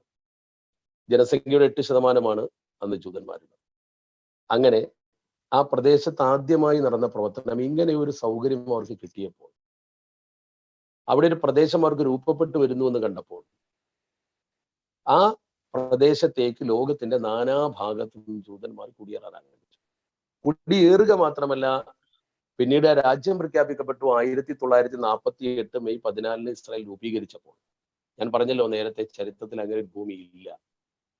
അങ്ങനെ ഒരു പ്രദേശം മുസ്ലിം സമൂഹത്തിന്റെ പ്രദേശത്ത്, അഥവാ ഷാം എന്ന് പറയുന്ന പഴയകാല മേഖലയിലെ പ്രധാനപ്പെട്ട പലസ്തീൻ മേഖലയിൽ, പലസ്തീൻകാരുടെ ഭൂമിയിൽ ഇസ്രായേൽ രൂപപ്പെട്ടു എന്നാണ് ശരി. അതിന് കൃത്യമായ അതിർവരമ്പുകളൊക്കെ വരച്ചു കൊടുത്തുകൊണ്ടാണ് അന്ന് പ്രത്യേകമായി ഇത് രൂപീകരിച്ചത്. 18 ലക്ഷത്തോളം പലസ്തീനികൾ അക്കാലത്ത് അഭയാർത്ഥികളായി, അവരുടെ ഭൂമി നഷ്ടപ്പെട്ടു. അതിന്റെ പരിണിതി എന്നോണം പിന്നീട് ഇന്നത്തെ അവസ്ഥ പരിശോധിച്ചാൽ വ്യത്യസ്ത അഭിപ്രായങ്ങൾ ഉണ്ടെങ്കിലും നമുക്ക് കാണാൻ കഴിയുന്ന 86%-ലധികവും ഭൂമി ജൂതന്മാരുടെ കയ്യിലാണ്. 4% മാത്രമാണ് അറബ് വംശജരുടെ കയ്യിലുള്ളത്. 10% അധിനിവേശ പ്രദേശങ്ങളാണ്. ജെറുസലേം പോലുള്ള പ്രദേശം തർക്കഭൂമിയാണ്. ഈ രീതിയിൽ അവർക്ക് കിട്ടിയ ഭൂമിക്ക് പുറമെ മറ്റു പ്രദേശങ്ങൾ പിടിച്ചടക്കാനുള്ള ഒരു ശ്രമമാണ് അവർ പലപ്പോഴും നടത്തിയത്. പഴയ കാലഘട്ടത്തിൽ അതിർത്തിയും ഇപ്പോഴത്തെ അതിർത്തിയും പരിശോധിച്ചാൽ അത്ഭുതപ്പെട്ടു പോകും. ഇവിടെ നമ്മൾ മനസ്സിലാക്കേണ്ട ഏറ്റവും പ്രധാനപ്പെട്ട കാര്യം, വളരെയധികം ഗൗരവത്തോടു കൂടി ഈ വിഷയത്തിൽ ഇടപെടാൻ നമ്മുടെ മുസ്ലിം ലോകത്തിന് കഴിയുന്നില്ല എന്നാണ് ഞാൻ മനസ്സിലാക്കുന്നത്. എനിക്കൊരു ചരിത്ര സംഭവം ഓർമ്മ വരുന്നുണ്ട്. പഴയ കാലഘട്ടം ഹിജാസ് എന്ന് പറയുന്ന പ്രദേശത്ത് പിന്നീട് 1932 സൗദി ഗവൺമെന്റ് വന്നു. അന്ന് അവിടെ ഭരിച്ചിരുന്ന ബഹുമാന്യനായ ഭരണാധികാരി ഫൈസൽ രാജാവ്, ധീരനായിരുന്നു.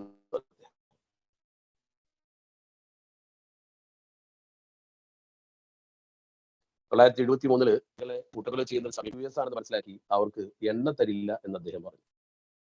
എണ്ണ തരില്ല എന്ന് പറഞ്ഞപ്പോൾ ഒരു ഭീഷണി അമേരിക്കയിൽ നിന്നുണ്ടായി. അവർ ശക്തമായി പറഞ്ഞത്, എണ്ണ തരുന്നില്ല എങ്കിൽ സൗദി അറേബ്യയിലെ എണ്ണപ്പാടങ്ങൾ ബോംബിട്ട് തകർക്കും, ചുട്ടുകരിക്കുമെന്നാണ് പറഞ്ഞത്. അതിന് മറുപടിയായി ഫൈസൽ രാജാവ് പറഞ്ഞ വാചകം, ഞങ്ങളുടെ പൂർവികർ ഒട്ടകപ്പാലും ഈത്തപ്പഴവും കാരക്കയും തിന്ന് വളർന്നവരാണ്. ഞങ്ങൾക്ക് ആ യുഗത്തിലേക്ക് തിരിച്ചു പോകാൻ ഒരു പ്രയാസവുമില്ല. എണ്ണപ്പാടം ബോംബിട്ടാൽ എണ്ണയില്ലാതെ ജീവിക്കാൻ കഴിയാതിരിക്കുക നിങ്ങൾക്കാണ്, ആധുനികർക്ക്. ഞങ്ങളെ സംബന്ധിച്ചിടത്തോളം പഴയകാല പാരമ്പര്യത്തിലേക്ക് തിരിച്ചു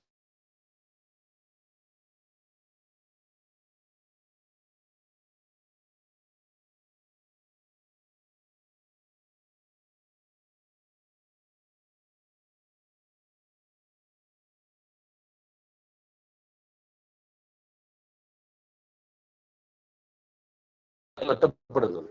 ഇമാം ഷാഫി റഹ്മത്തുള്ളാഹി അലൈഹി ജനിച്ച ഗസ ഇന്ന് പുകയുകയാണ്, ഗസയെ ചുട്ട് കരിക്കുകയാണ്. സത്യത്തിൽ നാം മനസ്സിലാക്കണം, പലസ്തീൻ അതോറിറ്റിക്ക് നേരത്തെ വിട്ടുകൊടുത്ത അവരുടെ അധികാര പരിധിയിൽപ്പെട്ട സ്ഥലമാണ് ഗസയും അതുപോലെ തന്നെ ഹരിഹ എന്ന് പറയുന്ന ജെറിക്കോ എന്ന് പറയുന്ന പ്രദേശമൊക്കെ. ആ പ്രദേശത്തേക്ക് വീണ്ടും ഒരു കടന്നു കയറുകയാണ്. 2002 വെസ്റ്റ് ബാങ്കിൽ മതിൽ പണിയാൻ തുടങ്ങി. ആ മതിൽ ഇന്നും അവിടെ കാണാം. ഞാൻ പലപ്പോഴും എൻ്റെ സന്ദർശന വേളയിൽ കണ്ടിട്ടുണ്ട്. അത്ഭുതകരമാണ്. ഇവിടെ നമ്മൾ മനസ്സിലാക്കേണ്ട ഒരു പ്രധാനപ്പെട്ട കാര്യം, ഞാൻ എൻ്റെ പ്രധാനപ്പെട്ട വിഷയത്തിലേക്ക് കടക്കാനെങ്കിലും ഇരിക്കുന്നേ ഉള്ളൂ. കാരണം അവിടുത്തെ പോരാട്ടങ്ങളെ കുറിച്ച്, അവിടുത്തെ പോരാട്ടം എന്ന് പറയുമ്പോൾ പ്രത്യേകിച്ച് അർക്കത്തുൽ മുഖാവമത്തുൽ ഇസ്ലാമിയ എന്ന് പറയുന്ന ഹമാസ് എന്ന് പറയുന്ന സംഘടന, ആ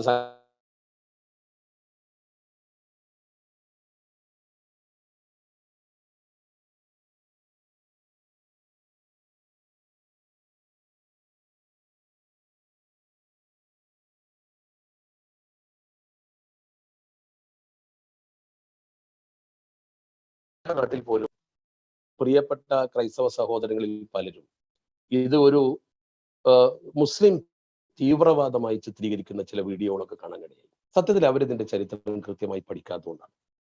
ചരിത്രം ശരിക്കൊന്ന് പഠിച്ചാൽ ഒരാൾക്കും അങ്ങനെ പറയാൻ കഴിയില്ല. ഞാൻ അത്ഭുതപ്പെട്ടു പോയൊരു സംഭവമുണ്ട് പലസ്തീനിൽ ചെന്നപ്പോൾ. എനിക്ക് തന്നെ അത് വിശ്വസിക്കാൻ കഴിഞ്ഞില്ല. പലവട്ടം ചോദിച്ച് ബോധ്യപ്പെട്ടപ്പോഴാണ് എനിക്ക് തന്നെ ഒരു മനസ്സമാധാനം ഉണ്ടായത്. ഈ പലസ്തീൻ എന്ന് പറയുന്ന പ്രദേശത്ത് 3 വിഭാഗത്തിന്റെയും പ്രധാനപ്പെട്ട കേന്ദ്രമാണെന്ന് പറഞ്ഞു. മസ്ജിദുൽ അക്സ അവിടെയുണ്ട്.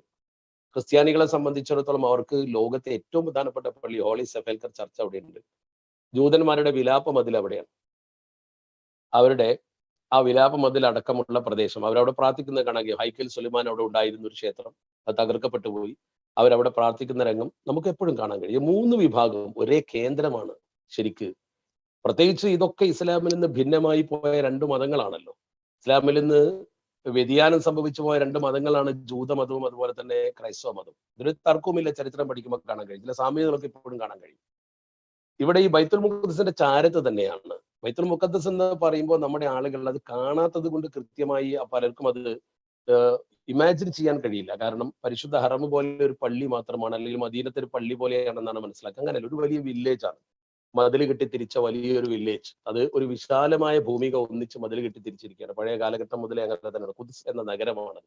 ആ നഗരത്തിന്റെ ഉള്ളിൽ പ്രത്യേകമായി പരിശുദ്ധമായ മസ്ജിദുൽ അക്സ, ഖദീം, ജദീദ്, മസ്ജിദ് മർവാനി തുടങ്ങി കുബ്ബത്തു സഹ്റ, നമ്മൾ ഇന്ന് ചിത്രത്തിൽ കണ്ടുകൊണ്ടിരിക്കുന്ന മനോഹരമായ ഡോം ഓഫ് ദി റോക്ക്, അത് കുബ്ബത്തു സഹ്റയാണ്. നബി തങ്ങൾ മിഅ്റാജിന് പോയ ആ പാറയുടെ മുകളിൽ നിർമ്മിച്ച പ്രത്യേകമായ പള്ളിയാണത്. അതല്ല ബൈത്തുൽ മുഖദ്ദസ്. ബൈത്തുൽ മുഖദ്ദസിന്റെ പുറത്ത് കാണാൻ കഴിയും. ഇരിക്കട്ടെ, അതല്ലല്ലോ വിഷയം. അതുപോലെ തന്നെ അവിടെ മൗലാന മുഹമ്മദിന്റെ ഖബറുണ്ട്.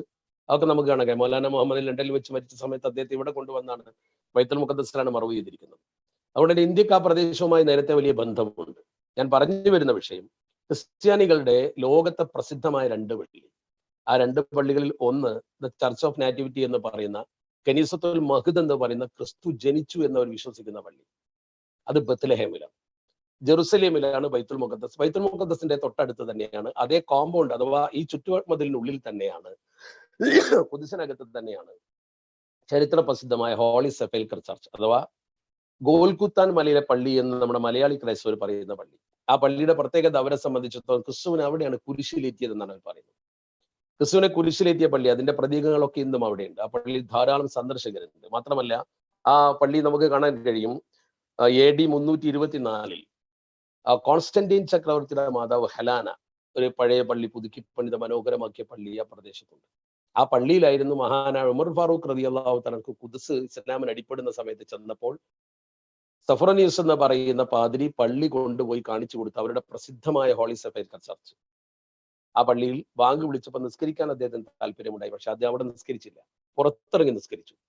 അതിന് അദ്ദേഹം കാരണം പറഞ്ഞത്, ഞാൻ നിങ്ങളുടെ ഈ ചർച്ചിൽ നിസ്കരിച്ചാൽ ഖലീഫ നിസ്കരിച്ച പള്ളി എന്ന രീതിയിൽ ഇതിന് അവകാശവാദവുമായി മുസ്ലിങ്ങൾ വരുമെന്നാണ് അദ്ദേഹം പറഞ്ഞത്. വളരെ വലിയൊരു കാഴ്ചപ്പാടായിരുന്നു.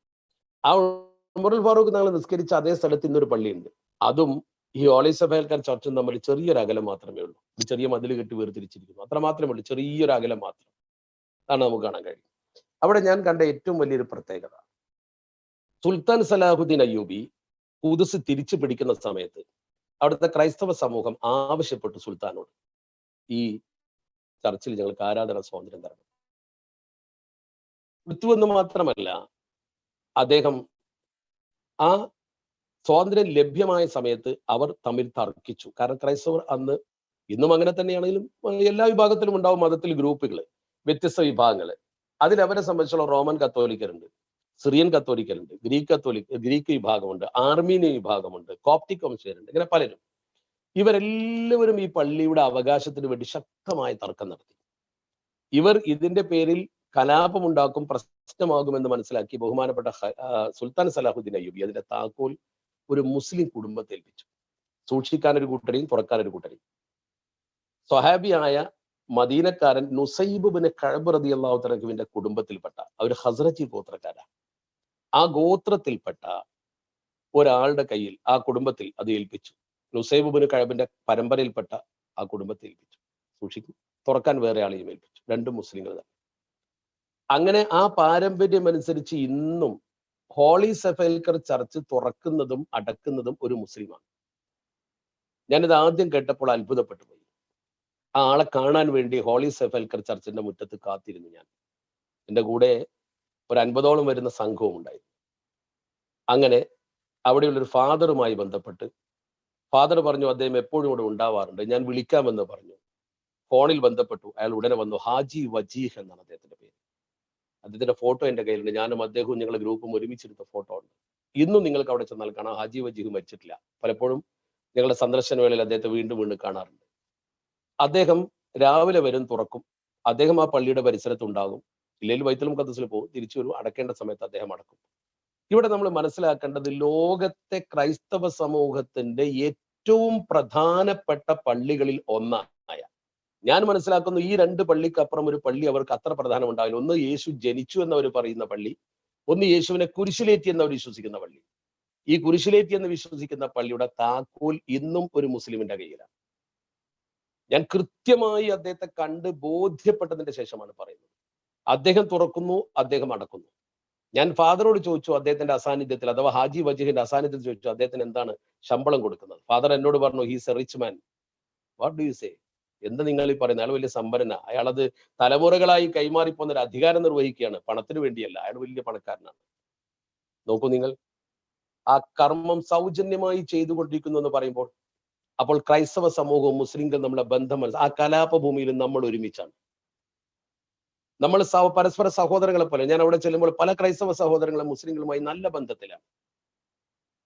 ജൂത സമൂഹത്തിലുമുണ്ട് ഈ പ്രശ്നത്തിലൊന്നും താല്പര്യമില്ലാത്ത ആളുകൾ. സാമ്രാജ്യത്വ ശക്തികൾ യഥാർത്ഥത്തിൽ പ്രദേശ വികസനത്തിന് വേണ്ടിയും സ്വാർത്ഥ താല്പര്യത്തിന് വേണ്ടിയും ആയുധ കമ്പോളങ്ങൾ മൂർച്ഛിപ്പിക്കുന്നതിന് വേണ്ടിയും ചെയ്യുന്ന പ്രവർത്തനങ്ങൾ. അതിൽ ഒരുപാട് കുരുന്നുകളും ഒരുപാട് അബലകളായ സ്ത്രീകളും പാവങ്ങളും നശിച്ചു പോകുന്നത് മാത്രം. അതാണ് കൃത്യമായി പരിശോധിച്ചാൽ അന്താരാഷ്ട്ര ഇടപെടലുകൾ പോലും കാറ്റിൽ പറത്തുകയാണ്.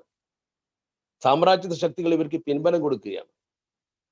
ലോകത്ത് UN അടക്കമുള്ള ലോകശക്തികൾ അഥവാ ലോകത്തെ രാഷ്ട്രങ്ങളുടെ കൂട്ടായ്മകൾ ഒന്ന് ശക്തമായി നിന്നാൽ ഇത് അവസാനിപ്പിക്കാൻ എത്ര പെട്ടെന്ന് കഴിയും? നമ്മൾ പരിശോധിച്ച് നോക്കൂ. 1948 അതിർത്തി പാലിക്കണമെന്നാണ് ഹമാസിന്റെ ആവശ്യം. ആരെങ്കിലും ചെയ്യുന്ന തീവ്രവാദ പ്രവർത്തനത്തെ നമ്മൾ ഒരിക്കലും അംഗീകരിക്കുന്നില്ല. പക്ഷെ അനാവശ്യമായി തീവ്രത ഉണ്ടാക്കാൻ ശ്രമിക്കുന്നതാണ് പ്രശ്നം. അവകാശങ്ങൾക്ക് വേണ്ടി ശബ്ദിക്കുമ്പോൾ അതിനെ അടിച്ചമർത്തുമ്പോൾ അവർ പ്രതികരിക്കുമ്പോൾ അത് തീവ്രവാദമാക്കുക. ഇതൊക്കെയാണ് ഇപ്പൊ ലോകത്ത് നടക്കുന്നത്. എന്താണ് ഇതിന്റെ അടിസ്ഥാന കാര്യമെന്ന് പരിശോധിക്കുന്നില്ല. 2006 ജനുവരിയിൽ പലസ്തീൻ പാർലമെന്റിൽ വലിയ ഭൂരിപക്ഷം നേടി ഹമാസ്, വലിയ ഭൂരിപക്ഷം നേടി. 1970കളിൽ ഈജിപ്തിലെ മുസ്ലിം ബ്രദർഹുഡിന്റെ ഒരു ശാഖയായിട്ടാണ് അവർ മുന്നോട്ട് വന്നത്. അതിനെയും ധാരാളം എതിർപ്പുണ്ടായിരുന്നു. 1987 അവരൊരു സംഘടനയായി രൂപപ്പെട്ടു. നമ്മൾ അതിന്റെ ചരിത്രം പഠിക്കുമ്പോൾ കൃത്യമായിട്ട് കാണാൻ കഴിയും.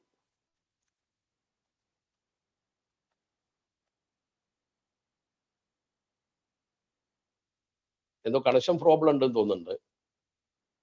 Net connection problem. ഞാൻ ദീർഘിപ്പിക്കുന്നില്ല, 5:30 മണിയായി. ഒരു ചെറിയൊരു വാട്സപ്പ് കൂട്ടായ്മയിൽ ഒരു ചെറിയ പ്രോഗ്രാം ഉണ്ട്, അതുകൊണ്ടാണ്. അറഫാത്ത് അധികാരത്തിൽ വന്ന സമയം എല്ലാവർക്കും അറിയാം. അറഫാത്തിനെതിരെയായിരുന്നു പലപ്പോഴും ഹമാസിന്റെ നീക്കങ്ങൾ. അതാണ് മുസ്ലിം സമൂഹത്തിൽ തന്നെ പലപ്പോഴും ഭിന്നതകൾ ഉണ്ടായിട്ടുണ്ട്. നമ്മുടെ കയ്യിൽ തന്നെ അപാകതകൾ ഉണ്ടായിട്ടുണ്ട്. 1993 മുതൽ 87-നും 93-നും ഇടയ്ക്കുള്ള ഒരു കാലഘട്ടം പരിശോധിച്ചാൽ ഏറ്റുമുട്ടലിന്റെ ഒരു കാലഘട്ടമായിരുന്നു. ഒരുപാട് ആദ്യ കാലഘട്ടത്തിൽ അവർ ഈ ഭരണകൂടത്തിന്റെ അഴിമതിയെക്കുറിച്ചും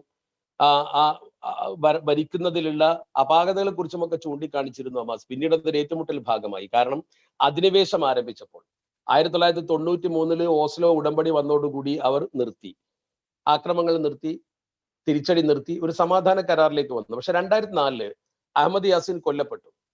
ചരിത്രം അറിയാമല്ലോ. ശേഷം ഖാലിദ് മിഷേലാണ് അധികാരത്തെ സംഘത്തിന്റെ തലവനായി വന്നത്. 2006 ഫത്തഹ് പാർട്ടിയെ തോൽപ്പിച്ചുകൊണ്ട് ഹമാസ് വീണ്ടും മുന്നേറുകയാണ്. യാസർ അറഫാത്തിന്റെ ചിന്തയ്ക്ക് വിരുദ്ധമായി ഇവർ അതിശക്തമായി ഈ അധിനിവേശത്തെ എതിർത്തുകൊണ്ട് സമര പോരാളികളായി മുന്നോട്ട് വരികയാണ്. 1994 ജൂലൈയിലാണ് പലസ്തീൻ അതോറിറ്റി പ്രസിഡന്റായി ബഹുമാന്യനായ യാസർ അറഫാത്ത് വരുന്നത്. അങ്ങനെ യാസർ അറഫാത്തിന് അവർ ശരിക്ക് അന്ന് ചെറിയ 2% ഭൂമിയാണ് കൊടുത്തത്, ഒരു 2%. അതിൽ ഗസ പെടുന്നു, അതുപോലെ തന്നെ അരീഹ എന്ന് പറയുന്ന ജെറിക്കോയും പെടുന്നു. ഈ ജെറിക്കോയിൽ പിന്നെ പ്രത്യേകമായ കടന്നുകയറ്റങ്ങളൊന്നും ഉണ്ടായിട്ടില്ലെങ്കിലും ഗസയിൽ എപ്പോഴും അധിനിവേശം നടക്കുകയാണ്. അതുപോലെ വെസ്റ്റ് ബാങ്കിലും പലപ്പോഴും അത് ഇസ്രായേൽ പിടിച്ചെടുക്കുകയും അവിടെ അതിക്രമങ്ങൾ നടത്തുകയും ചെയ്യുകയാണ്. ജോർഡാൻ പലപ്പോഴും ഇതിൽ ഇടപെട്ടു. ജോർഡാനിലെ ഹുസൈൻ രാജാവ് 1994 ജൂലൈ 24 ഇസാഖ് റബീൻ എന്ന് പറയുന്ന ഇസ്രായേൽ പ്രധാനമന്ത്രിയുമായി ചർച്ച നടത്തി ഒരു സമാധാന കരാർ ഉണ്ടാക്കി. പലപ്പോഴും ഈ സമാധാന കരാർ ലംഘിക്കപ്പെടുകയും പിന്നീട് ചില രാഷ്ട്രീയ നേട്ടങ്ങൾക്ക് വേണ്ടി കരാർ ലംഘിച്ചുകൊണ്ട് അക്രമത്തിന് ഇസ്രായേൽ മുന്നിട്ട് വരികയും ചെയ്യുന്ന കാഴ്ചയാണ് പലപ്പോഴും നമ്മൾ കാണുന്നത്. ഇവിടെ 1995 ഇസാഖ് റബീനെതിരെ ജൂതന്മാർ തന്നെയാണല്ലോ ആസൂത്രണം ചെയ്ത് അദ്ദേഹത്തിന്റെ വധത്തിൽ കലാശിച്ച സംഭവം ഉണ്ടാകുന്നത്. അതൊക്കെ ലോകത്ത് ആര് ചെയ്താലും ശരി, അത്തരം അക്രമ പ്രവർത്തനങ്ങൾ ചെയ്യുമ്പോൾ സ്വാഭാവികമായും മതം നോക്കാതെ, സംഘടന നോക്കാതെ അതിനെ വിലയിരുത്തുന്നതിന് പകരം മുസ്ലിങ്ങൾ ചെയ്താൽ അത് തീവ്രവാദവും മറ്റുള്ളവർ ചെയ്താൽ അത് നീതീകരിക്കപ്പെടുന്ന കാര്യവുമായി മാറുന്ന ഒരു ലോജിക്കാണ് ലോകത്ത് നമ്മൾ കാണുന്നത്. അത് ഇന്ത്യയിൽ നമ്മൾ കാണുന്നുണ്ട്. ഭരണകൂടത്തിന്റെ അക്രമങ്ങൾക്കെതിരെ, അല്ലെങ്കിൽ ഭരണകൂടത്തിന്റെ നീതി വിട്ടുകൊണ്ടുള്ള പ്രവർത്തനങ്ങൾക്കെതിരെ പ്രതികരിച്ചാൽ അതിനെ തീവ്രവാദമാക്കുകയാണ്. ഇസ്ലാം ഒരിക്കലും തീവ്രവാദം അംഗീകരിക്കില്ല, ഒരു തർക്കവും ആ കാര്യത്തിലില്ല.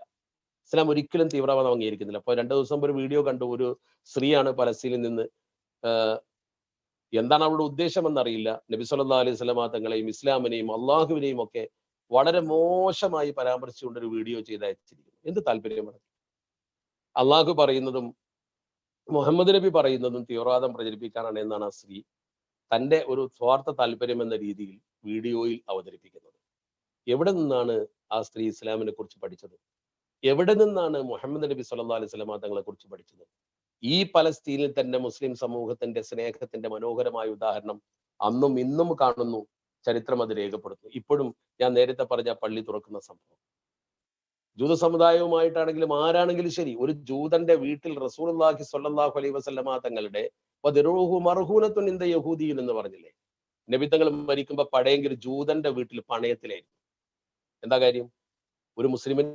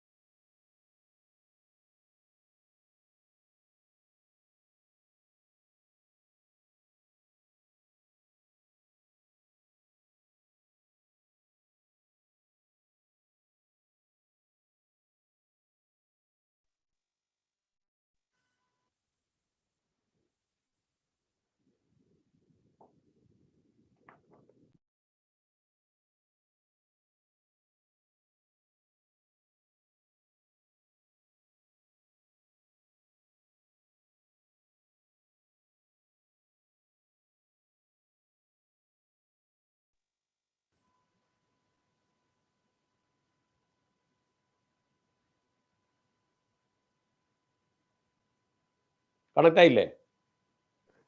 ഹലോ,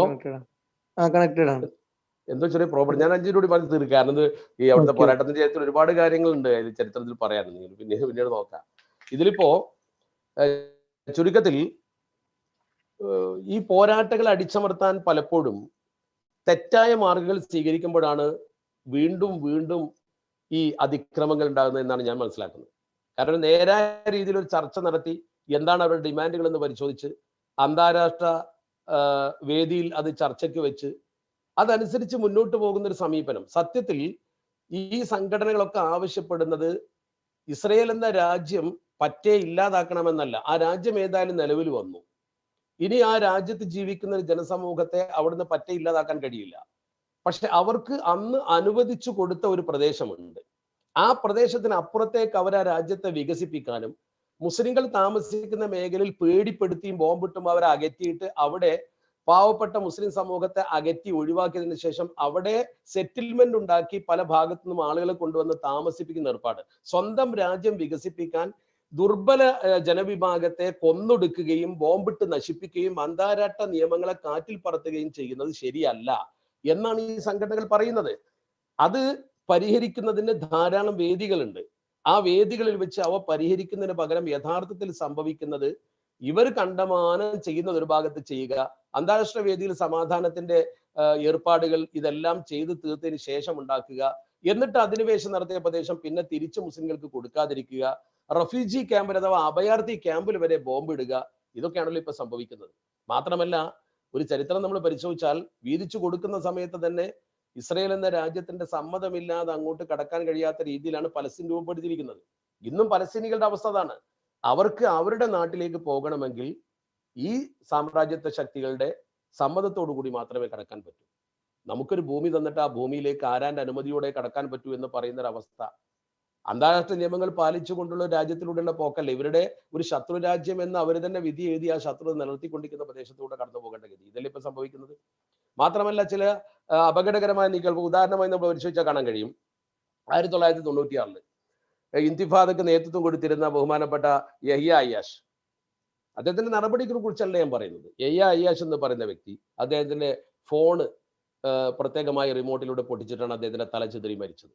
സത്യത്തിൽ അതിൽ പ്രധാനപ്പെട്ട ഒരു വ്യക്തി ആരാ? അദ്ദേഹത്തിന്റെ ബന്ധുവായ കമാൽ ഹമ്മാദ്. കമാൽ ഹമ്മാദാണ് ഈ ഫോൺ അദ്ദേഹത്തിന് കൈമാറുന്നത്. ആ കമാൽ ഹമ്മാദിന് ചരിത്രത്തിൽ പറഞ്ഞത് ശരിയാണെങ്കിൽ വലിയൊരു തുക അമേരിക്ക സമ്മാനം കൊടുക്കുകയും ചെയ്തു. ഇതൊക്കെയാണ് സംഭവിക്കുന്നത്. നമ്മുടെ ആളുകളെ തന്നെ പലരും വിലക്കെടുക്കുക. ഇതുപോലെ പലതരത്തിൽ ഇപ്പോ ഈജിപ്ത് ഇടപെട്ട് ഷർം ഷെയ്ഖിൽ 1996 ചർച്ച നടത്തി. അതുപോലെ പല സ്ഥലത്തും അന്താരാഷ്ട്ര വേദികളിൽ ചർച്ച നടത്തുന്നു. ഈ രീതിയിൽ ചർച്ച നടത്തി പലപ്പോഴും ഒരു സമാധാനത്തിലേക്ക് വരും. ഇപ്പൊ 2000 സെപ്റ്റംബറിൽ പ്രശ്നമൊന്നും ഇല്ലാത്തൊരു സമയത്താണ് ഏരിയൽ ഷാരോൺ നേരിട്ട് ഒരു സൈനിക നീക്കം നടത്തി അക്സയിൽ കയറിയത്. ആ സമയത്ത് വീണ്ടും പൊട്ടിപ്പുറപ്പെട്ടു പ്രശ്നം. ഇപ്പോഴും അങ്ങനെ തന്നെ രാഷ്ട്രീയമായ പ്രതിസന്ധി അവിടുത്തെ ഭരണകൂടം നേരിടുന്ന സമയത്ത് ദേശീയത പറഞ്ഞ ജനങ്ങളെ ഒറ്റക്കെട്ടായി നിർത്തുന്നതിന് വേണ്ടി ഇപ്പൊ നമ്മുടെ രാജ്യത്ത് നമുക്കറിയാമല്ലോ, ശ്രീരാമചന്ദ്രന്റെ പേരിൽ ദേശീയത ഉണർത്തിക്കൊണ്ട് ഹൈന്ദവ സമൂഹത്തിന്റെ വോട്ട് വാങ്ങിയിട്ടാണ് ഫാസിസ്റ്റുകൾ അധികാരത്തിൽ വന്നത്. അവർ യഥാർത്ഥത്തിൽ രാമനല്ലല്ലോ സ്നേഹിക്കുന്നത്, രാവണനെയാണല്ലോ സ്നേഹിക്കുന്നത്. നമുക്കറിയാലോ. കാരണം അവരുടെ രീതി രാവണ രീതിയാണ്, രാമരീതിയല്ല. രാമൻ നീതിമാനായ ഒരു ഇതിഹാസ പുരുഷനാണ്. അതേസമയത്ത് രാവണനോ ഒരു അക്രമിയാണ്. അപ്പൊ രാവണന്റെ വേഷം കെട്ടിയ ആളുകൾ ശ്രീരാമന്റെ മുഖംമൂടി അണിയുകയാണ് എന്ന പോലെ തന്നെ ഇപ്പോ നമുക്ക് കാണാൻ കഴിയും. അവിടെ ഭരണത്തിൽ നെതന്യാഹുവിന് പ്രശ്നങ്ങളുണ്ട്, അതുപോലെ തന്നെ അവിടുത്തെ ഭരണാധികാരികൾക്ക് പ്രശ്നങ്ങളുണ്ട്. അധികാരത്തിൽ വരാൻ കഴിയാത്തൊരവസ്ഥയിൽ ദേശീയത ഉണർത്തിക്കൊണ്ട് ആ അപകടത്തിലൂടെ അല്ലെങ്കിൽ അക്രമത്തിലൂടെ ജനങ്ങളെ രാജ്യത്തിന് വേണ്ടി നിലകൊള്ളുന്നവരാണ് ഞങ്ങൾ എന്ന തോന്നലുണ്ടാക്കുക. അങ്ങനെയാണല്ലോ ഇന്ത്യയിലും നടക്കുന്നത്. നമ്മുടെ രാജ്യത്ത് രാജ്യസ്നേഹികളായ ആളുകളെ രാജ്യദ്രോഹികളാക്കുക, കുറച്ചാളുകൾ മാത്രം രാജ്യത്തിന്റെ കുത്തകക്കാരാവുക. ഈ ഒരു സമീപനമാണ് ഇപ്പോഴും നടക്കുന്നത്. അപ്പൊ അതുകൊണ്ട് മുസ്ലിങ്ങളെ സംബന്ധിച്ചിടത്തോളം അവിടെ ഒരുപാട് പ്രത്യേകത ഉണ്ട്. ക്രിസ്ത്യാനികൾക്കുണ്ട്, ജൂതന്മാർക്കുമുണ്ട്. നമുക്ക് നമ്മളെ സംബന്ധിച്ചിടത്തോളം മസ്ജിദുൽ അഖ്സ ഖദീം, മസ്ജിദുൽ അഖ്സ ജദീദ്, മസ്ജിദ് മർവാനി, അതുപോലെ തന്നെ മിഹ്റാബ് മറിയം, മിഹ്റാബ് സക്കരിയ, അവിടെ പോയി നോക്കിയാൽ ഒരുപാട് പുണ്യസ്ഥലങ്ങൾ. അതുപോലെ തന്നെ ഖുബ്ബത്തു സഹറ, റസൂലുള്ളാഹി സ്വല്ലല്ലാഹി അലൈഹി വസല്ലം തങ്ങളുടെ കാലടി പതിഞ്ഞ കല്ല്, നബി സല്ലല്ലാഹി അലൈഹി വസല്ലം തങ്ങളുടെ കേശം അവിടെ സൂക്ഷിച്ചിട്ടുണ്ട്. അതുപോലെ തന്നെ സൊഹറ മസ്ജിദ്, ആ പാറക്കടിയിൽ നിസ്കരിച്ച പ്രത്യേകമായ സ്ഥലമുണ്ട്. അതുപോലെ ഹയത്തുൽ ബുറാഖ്, ബുറാഖിനെ നബിത്തങ്ങൾ കൊണ്ടുവന്ന് ഇറക്കിയ സ്ഥലമുണ്ട്. അവിടെ നബിത്തങ്ങൾ നിസ്കരിച്ചൊരു സ്ഥലമുണ്ട്, മസ്ജിദ് ബുറാഖ് എന്ന് പറയുന്ന സ്ഥലം. അതുപോലെ ഒരുപാട് സ്ഥലങ്ങൾ. അതുപോലെ ദാവൂദ് നബി അലൈഹി സ്വലാത്തു വസ്സലാമിന്റെ ഖബറുണ്ട്, ബൈത്തുൽ മുഖദ്ദസിന്റെ ആ കെട്ടിന്റെ പുറത്തുണ്ട്, കോമ്പൗണ്ടിന്റെ പുറത്തുണ്ട് ദാവൂദ് നബി അലൈഹി സ്വലാത്തു വസ്സലാം ഖബർ. അത് ജൂതന്മാർ പിടിച്ചു വെച്ചിരിക്കുകയാണ്. അതുപോലെ തന്നെ നമുക്ക് മൗലാന മുഹമ്മദിന്റെ ഖബറുണ്ട്. ഇങ്ങനെ ഉബാദത്തുൽ സ്വാമിത്ത് റളിയല്ലാഹു തആല അൻഹു പോലെയുള്ള വലിയ വലിയ മഹാരഥന്മാരുടെ മക്ബറകളുണ്ട് അവിടെ. അവിടുന്ന് അല്പം പോയാൽ ഹിബ്രോൺ എന്ന് പറയുന്ന സ്ഥലത്ത് ബഹുമാനപ്പെട്ട ഇബ്രാഹിം നബി അലൈഹി സ്വലാത്തു വസ്സലാമിന്റെ മക്ബറയുണ്ട്. ഇബ്രാഹിം നബി അലൈഹി സ്വലാത്തു വസ്സലാമിന്റെ മക്ബറയുള്ള പള്ളിയിൽ ഇസ്ഹാഖ് നബിയുടെ മക്ബറ, ഭാര്യ റിഫ്ക ബീവിയുടെ മക്ബറ, ഇബ്രാഹിം നബിയുടെ ഭാര്യ സാറ ബീവിയുടെ മക്ബറ, അതുപോലെ തന്നെ യാക്കൂബ് നബി അലൈഹി സ്വലാത്തു വസ്സലാം മക്ബറ ഒക്കെ ഉണ്ട്. പക്ഷേ യാക്കൂബ് നബി അലൈഹി സ്വലാത്തു വസ്സലാമിന്റെ മക്ബറയുള്ള ഭാഗം അവർ പെട്ടെന്ന് പിടിച്ചെടുത്തിരിക്കുകയാണ്. ഒരു പള്ളി അവർ പിടിച്ചെടുത്തു, ഒരു കാരണവും ഇല്ലാതെ മുസ്ലിങ്ങളുടെ പ്രദേശത്ത് പള്ളി ഇതുപോലെ അവർ അറ്റാക്ക് ചെയ്തു. റമദാനിൽ അവർ പലപ്പോഴും തെരഞ്ഞെടുക്കുന്നത് മുസ്ലിങ്ങളുടെ പ്രധാനപ്പെട്ട ആരാധനാ ദിവസങ്ങളാണ്. അവിടെ പിടിച്ചെടുത്ത് ആ പ്രദേശം അവരുടേതാക്കി. ഇന്നിപ്പോ ആ പള്ളിയിൽ ചെന്നാൽ നമുക്ക് ആരാധിക്കാൻ ഒരു ഭാഗം, മറുഭാഗം അവർക്ക് സിനഗോഗാക്കി. അവര് സിനഗോഗ്, ബാക്കി പള്ളി. ഒരു പള്ളി, അത് പള്ളിയായി നിലനിന്ന പ്രദേശമാണ് ഹിബ്രോൺ. മദീനത്തുൽ ഖലീൽ എന്നാണ് സ്ഥലത്തിന് അറിയുക. ഇന്നും പേരങ്ങനെയാണ്, മദീനത്തുൽ ഖലീൽ, ഇബ്രാഹിം നബിയുടെ പട്ടണം. ഇബ്രാഹിം നബി അലൈഹി സ്വലാത്തു വസ്സലാം അവസാന കാലം ജീവിച്ച പ്രദേശമാണ്. അവിടെ മുസ്ലിങ്ങൾ ആരാധിച്ചിരുന്ന പള്ളിയാണ്. യാക്കൂബ് നബി അലൈഹി സ്വലാത്തു വസ്സലാമിന്റെ മക്ബറ അടക്കം മുസ്ലിങ്ങൾ സിയാറത്ത് ചെയ്തിരുന്ന കേന്ദ്രമാണ്. അത് ഇന്ന് മുസ്ലിങ്ങൾക്ക് കാണാൻ പോലും പറ്റാത്ത രീതിയിൽ അടച്ചു കിട്ടിയ ഒരു പള്ളി പകുതി പകുത്തു. വെസ്റ്റ് ബാങ്കിൽ മതിൽ കിട്ടിയതുപോലെ പള്ളിക്കുള്ളിൽ മതിൽ കിട്ടിയവർ. ഇതാണ് സംഭവിച്ചിരിക്കുന്നത്. അങ്ങനെയുള്ള കാര്യങ്ങളൊക്കെ നടക്കുമ്പോൾ ആദ്യം ഒരു അക്രമം നടത്തും, എന്നിട്ട് കുറച്ച് ഭാഗം പിടിച്ചെടുക്കും, എന്നിട്ട് അവസാനം മധ്യസ്ഥത വഹിക്കും. ആരെങ്കിലും മധ്യസ്ഥത വഹിക്കുമ്പോൾ കുറച്ച് അവർ കൊടുക്കും. ഇതാണ് ഉണ്ടാവുന്നത്. പൂർവാവസ്ഥ പ്രാപിക്കുന്ന അവസ്ഥയല്ല ഉണ്ടാകുന്നത്. ഇതാണ് പലപ്പോഴും കാണുന്നത്. അതുകൊണ്ട് തന്നെ ഈ അധിനിവേശം നടക്കുന്ന കാലത്തോളം അവിടെ ഈ ചെറുത്തുനിൽപ്പ് ഉണ്ടാകുമെന്ന് നമുക്ക് ഊഹിച്ചാൽ മനസ്സിലാവും. ചെറുത്തുനിൽപ്പ് അവസാനിക്കണമെങ്കിൽ സ്വാഭാവികമായും നീതിപൂർവമായ രീതിയിൽ ഒരു കാര്യം കൈകാര്യം ചെയ്യാൻ അതിന് ഒരു ബോഡി അന്താരാഷ്ട്രപരമായി ഉണ്ടെങ്കിലും, ഇപ്പൊ UN ഉണ്ട്. UN അതിനാണല്ലോ UN. ആ UN ശരിക്കും യുണൈറ്റഡ് നേഷൻസ് തീരുമാനമെടുക്കുമ്പോൾ അതിന് വീറ്റോ ചെയ്യുന്നു ചില വൻശക്തികൾ. അതല്ലേ സംഭവിക്കുന്നത്. നീതിയുടെ വശം വരുമ്പോൾ അതിനെ വീറ്റോ ചെയ്ത് ഇവർക്ക് വേണ്ടി മാത്രം. അല്ലെങ്കിൽ ചെറിയൊരു കൊച്ചു രാജ്യം, ഈ ലോകത്ത് ഇത്രയധികം മുസ്ലിം രാജ്യങ്ങളും നീതിപൂർവ്വം നിലനിൽക്കണം ലോകമെന്ന് ആഗ്രഹിക്കുന്ന ഒരുപാട് മുസ്ലിം രാജ്യങ്ങളുമുണ്ട്. ഈ കാര്യത്തിൽ പലസ്തീനിലെ പാവപ്പെട്ട ബലഹീനരായ ആളുകളെ സഹായിക്കണം എന്ന് പറയുന്ന, ഇപ്പൊ ഇന്ത്യയിൽ തന്നെ പണ്ഡിറ്റ് ജവഹർലാൽ നെഹ്റുവിന്റെ കാലഘട്ടം മുതലുള്ള അവസ്ഥ നേരത്തെ ഇവിടെ യൂണിവേഴ്സിറ്റി VC വിശദീകരിച്ചല്ലോ. ഇന്ന് ലോകത്ത് ഒരുപാട് ചിന്താഗതിക്കാർ ആ രീതിയിൽ തന്നെ ശബ്ദിക്കുന്നുണ്ടെങ്കിലും അതൊക്കെ വെറും പൊയ്വാക്കുകളായി മാറുന്നതിന് കാരണം വൻശക്തികളുടെ താല്പര്യം കൊണ്ട് മാത്രമാണ്. അതുകൊണ്ട് നമ്മൾ ഈ കാര്യത്തിൽ വൈകാരികമായി പ്രതികരിക്കുന്നതിന് പകരം വൈചാരികമായി കാര്യങ്ങൾ പഠിച്ചു മനസ്സിലാക്കി, പ്രത്യേകിച്ച് നമ്മൾ ഇവിടെ നമുക്ക് ചെയ്യാനുള്ളത് ഞാൻ മനസ്സിലാക്കുന്നത്, അന്താരാഷ്ട്ര മേഖലയിൽ ഇന്ത്യ ഒരു രാജ്യം എന്ന രീതിയിൽ ഇന്ത്യക്ക് ഒരു വോയിസ് ഉണ്ട്. അത് തീർച്ചയായും പലസ്തീനിൽ പോയപ്പോൾ എനിക്ക് മനസ്സിലായിട്ടുണ്ട്. കാരണം ഇന്ത്യക്കാരെന്ന് പറയുമ്പോൾ നമുക്കൊരു മാന്യതയുണ്ട്. പലസ്തീനിലെ പഴയ പൂർവികരൊക്കെ ഇന്ത്യ എന്ന് പറയുമ്പോൾ അവർക്ക് സന്തോഷമാണ്. കാരണം പണ്ഡിറ്റ് നെഹ്റുവിനെയും അതുപോലെ തന്നെ യാസർ അറഫാത്തിനെ ചേർത്ത് പിടിച്ച അഹമ്മദ് സാഹിബിന്റെ നടപടിക്രമങ്ങൾ പോലെയുള്ള ഒരുപാട് ഇന്ത്യ നിലനിന്നിരുന്ന, ശ്രീമതി ഗാന്ധി ഇന്ത്യ ഭരിച്ചപ്പോൾ നിന്നിരുന്ന ആ ഒരു സ്റ്റാൻഡ്, അതുപോലെ ഇന്ത്യയിലെ ഇടതുപക്ഷ പ്രസ്ഥാനക്കാരുടെ ശബ്ദങ്ങൾ, അതൊക്കെ പലപ്പോഴും അവർ അംഗീകരിച്ച് മനസ്സിലാക്കിയിട്ടില്ല. ഇതൊക്കെ വായിച്ചും അതുപോലെ തന്നെ ടെലിവിഷനിലും മറ്റും കണ്ട് മനസ്സിലാക്കുന്ന ആളുകളുണ്ട്. അവർക്ക് ഇന്ത്യയെ ഒരു വിലയുണ്ട്. ഇന്ത്യക്കാരൻ അവിടെ ചെല്ലുമ്പോൾ അതിൻ്റെതായ ഒരു സ്റ്റാറ്റസ് നമുക്ക് കിട്ടുന്നുണ്ട്. അപ്പൊ ആ ഒരു രീതിയിൽ ഇന്ത്യ അന്താരാഷ്ട്ര മേഖലയിൽ പഴയ കാലം പോലെ ശക്തമായി നേരിടുന്ന ഒരു ഇന്ത്യ ആവണം. ആ ഒരു അവസ്ഥയിലേക്ക് നമ്മുടെ ഇന്ത്യ പോകണം. ഒന്ന്. രണ്ടാമത്തേത്, നമ്മുടെ രാജ്യത്ത്, നമ്മുടെ ഈ കേരളം പോലുള്ള പ്രദേശത്ത് എല്ലാ ജാതി മതസ്ഥരും ഒരുമിച്ച് ജീവിക്കുന്നവരാണ്, ക്രിസ്ത്യാനികളും മുസ്ലിങ്ങളും ഒക്കെ. അവരിൽപ്പെട്ട ചില ആളുകൾ തെറ്റിദ്ധരിച്ചുകൊണ്ട് ഇത് മുസ്ലിം തീവ്രവാദമാണ് എന്ന് പറയുന്നുവെങ്കിൽ അവരൊന്നുകൂടി പഠിക്കണം, ഒന്നുകൂടി മനസ്സിലാക്കണം. സത്യത്തിൽ മുസ്ലിം സമൂഹത്തെക്കുറിച്ച് ആധാരപരമായി പഠിച്ചാൽ ഒരിക്കലും ഒരു മുസ്ലിമിന് തീവ്രവാദിയാകാനോ ഭീകരവാദിയാകാനോ കഴിയില്ല എന്നുള്ളത് സത്യമാണ്. നമുക്കൊരിക്കലും അതിന് സാധിക്കില്ലല്ലോ. ഇതിങ്ങനെ നമ്മൾ പറഞ്ഞുകൊണ്ടിരിക്കുന്നിട്ട് കാര്യമില്ല. മറിച്ച് ഇത് അവർ മനസ്സിലാക്കാനുള്ള ഒരു മാനസികാവസ്ഥ അവർ പ്രകടിപ്പിക്കണം. ഇപ്പോൾ തന്നെ കഴിഞ്ഞ തെരഞ്ഞെടുപ്പിൽ വെറുതെ ലവ് ജിഹാദ് വിഷയമാക്കിയില്ലേ? അങ്ങനെ സംഭവം ഇല്ല എന്ന് കോടതി പറഞ്ഞാലും അംഗീകരിക്കില്ല. സത്യം എത്ര പറഞ്ഞാലും അംഗീകരിക്കാത്തൊരവസ്ഥ വന്നാൽ പിന്നെ നമ്മൾ നിസ്സഹായരാവുകയാണ്. ഇതാണ് നമ്മൾ മനസ്സിലാക്കേണ്ടത്. ഇപ്പോൾ ഹോളി സഭയ്ക്കൽ ചർച്ചിന്റെ വിഷയമൊക്കെ ഞാൻ പല സ്ഥലത്തും പ്രസംഗിച്ചു. ഞാൻ ക്രൈസ്തവ ചില പാതിരിമാരെ കണ്ട് ചോദിച്ചു, നിങ്ങൾ എന്തുകൊണ്ട് ഇത് സമൂഹത്തോട് പറയുന്നില്ല? ഇതൊരു സത്യമല്ലേ? അല്ലെന്ന് അവർ പറയില്ല. കാരണം ഇന്നും അവരുടെ പ്രധാനപ്പെട്ട പള്ളിയുടെ താക്കോല് മുസ്ലിമിന്റെ കയ്യിലാണ്. അതൊരു അധികാരമല്ല, മറിച്ച് ഏൽപ്പിക്കപ്പെട്ട ഒരു ദൗത്യം അവർക്ക് വേണ്ടി നിർവഹിക്കുകയാണ്. അതാണ് ചെയ്യുന്നത്. എന്നിട്ട് പോലും ആ സത്യം വിളിച്ചു പറയാനും അതൊരു യഥാർത്ഥമല്ല എന്നവരാരും പറയില്ല. എൻ്റെ ഈ ശബ്ദം കേൾക്കുന്ന ഒരാളും അതിനെ നിഷേധിക്കില്ല. അതൊരു വസ്തുതയാണ്. ഞാൻ ചരിത്രത്തിൽ വായിച്ചതല്ല, ആദ്യം വായിച്ചു, പിന്നെ കണ്ടു, പിന്നെ ആളെ കണ്ടു, ബോധ്യപ്പെട്ടു. അതാണ് ഞാൻ ഇത്ര ധൈര്യമായിട്ട് പറയുന്നത്. ഞാൻ മാത്രമല്ല, ഇത് ബോധ്യപ്പെട്ട ഒരുപാട് ആളുകളുണ്ട്. ഒരുപാട് ആളുകൾ അവിടെ പോകുന്നുണ്ട്.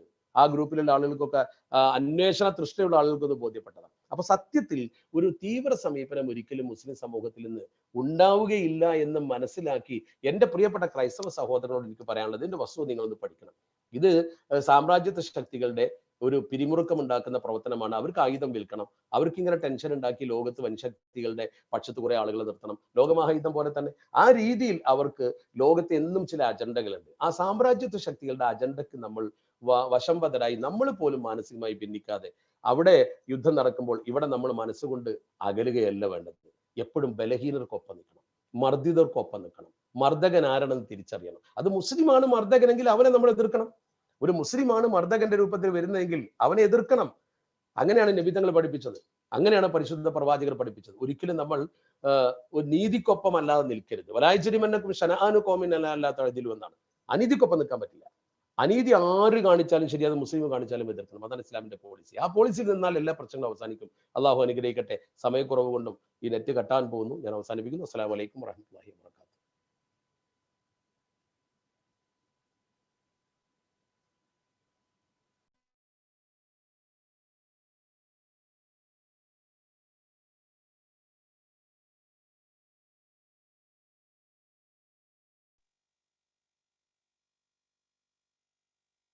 അസ്സലാമു അലൈക്കും വറഹ്മത്തുള്ളാഹി.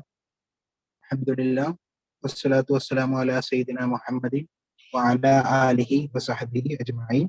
അമ്മാ ബഅദ്. ഏറ്റവും ബഹുമാനാദരവുള്ള പണ്ഡിതന്മാരെ, എൻ്റെ ശബ്ദം ശ്രവിക്കുന്ന ശ്രോതാക്കളെ, അല്ലാഹു തആല ഈ ഒരുമിച്ച് കൂടിയതുപോലെ നാളെ അവന്റെ ജന്നത്തുൽ ഫിർദൗസിൽ ഒരുമിച്ച് കൂട്ടുമാറാകട്ടെ. ആമീൻ. നമ്മുടെ പരിപാടി അവസാനിപ്പിക്കുകയാണ്. എന്നില്ല, ഞാൻ കൂടുതലൊന്നും പറഞ്ഞില്ല. എന്നിൽ അർപ്പിതമായ കർത്തവ്യം ഈ പരിപാടിക്ക് നന്ദി അർപ്പിക്കുക എന്നുള്ളതാണ്. ആദ്യമായി കൊണ്ട് തന്നെ ഇവിടെ നമ്മുടെ ഗസ്റ്റായിട്ട് എത്തിയിട്ടുള്ള കണ്ണൂർ യൂണിവേഴ്സിറ്റിയുടെ വൈസ് ചാൻസലർ ഗോപിനാഥ് രവീന്ദ്രൻ സാർക്ക് പ്രത്യേകം നന്ദി അറിയിക്കുന്നു. അതുപോലെ തന്നെ നമ്മുടെ ഈ പരിപാടിക്ക് നമ്മുടെ വിഷയത്തെ കുറിച്ച് ആസ്പദമാക്കി ദീർഘനേരം വളരെ ലളിതമായി കൊണ്ട് തന്നെ ചരിത്രം നമുക്ക് പഠിപ്പിച്ചു തന്ന ബഹുമാനപ്പെട്ട അബ്ദുസമദ് ഉസ്താദ്, അദ്ദേഹത്തിനും പ്രത്യേകം എന്റെയും അതുപോലെ തന്നെ സംസ്ഥാന ക്യാമ്പസ് വിങ്ങിന്റെയും പേരിൽ നന്ദി രേഖപ്പെടുത്തുന്നു. ഇനി നാളെയും ഇതേ ടൈമിൽ തന്നെ നമ്മുടെ പരിപാടി ഉണ്ടായിരിക്കുന്നതാണ്. അതുപോലെ തന്നെ നമ്മുടെ ഈ പരിപാടി യൂട്യൂബിലൂടെയുമായിട്ട് കുറെ പേർ വീക്ഷിച്ചിട്ടുണ്ട്. എല്ലാവർക്കും ഒറ്റവാക്കിൽ നന്ദി പറഞ്ഞുകൊണ്ട് ഈ പരിപാടി പിരിച്ചുവിട്ടതായി അറിയിക്കുന്നു. വാഹൃദവാന അൽഹംദുലില്ലാഹി റബ്ബിൽ ആലമീൻ. അസ്സലാമു അലൈക്കും വറഹ്മത്തുള്ളാഹി.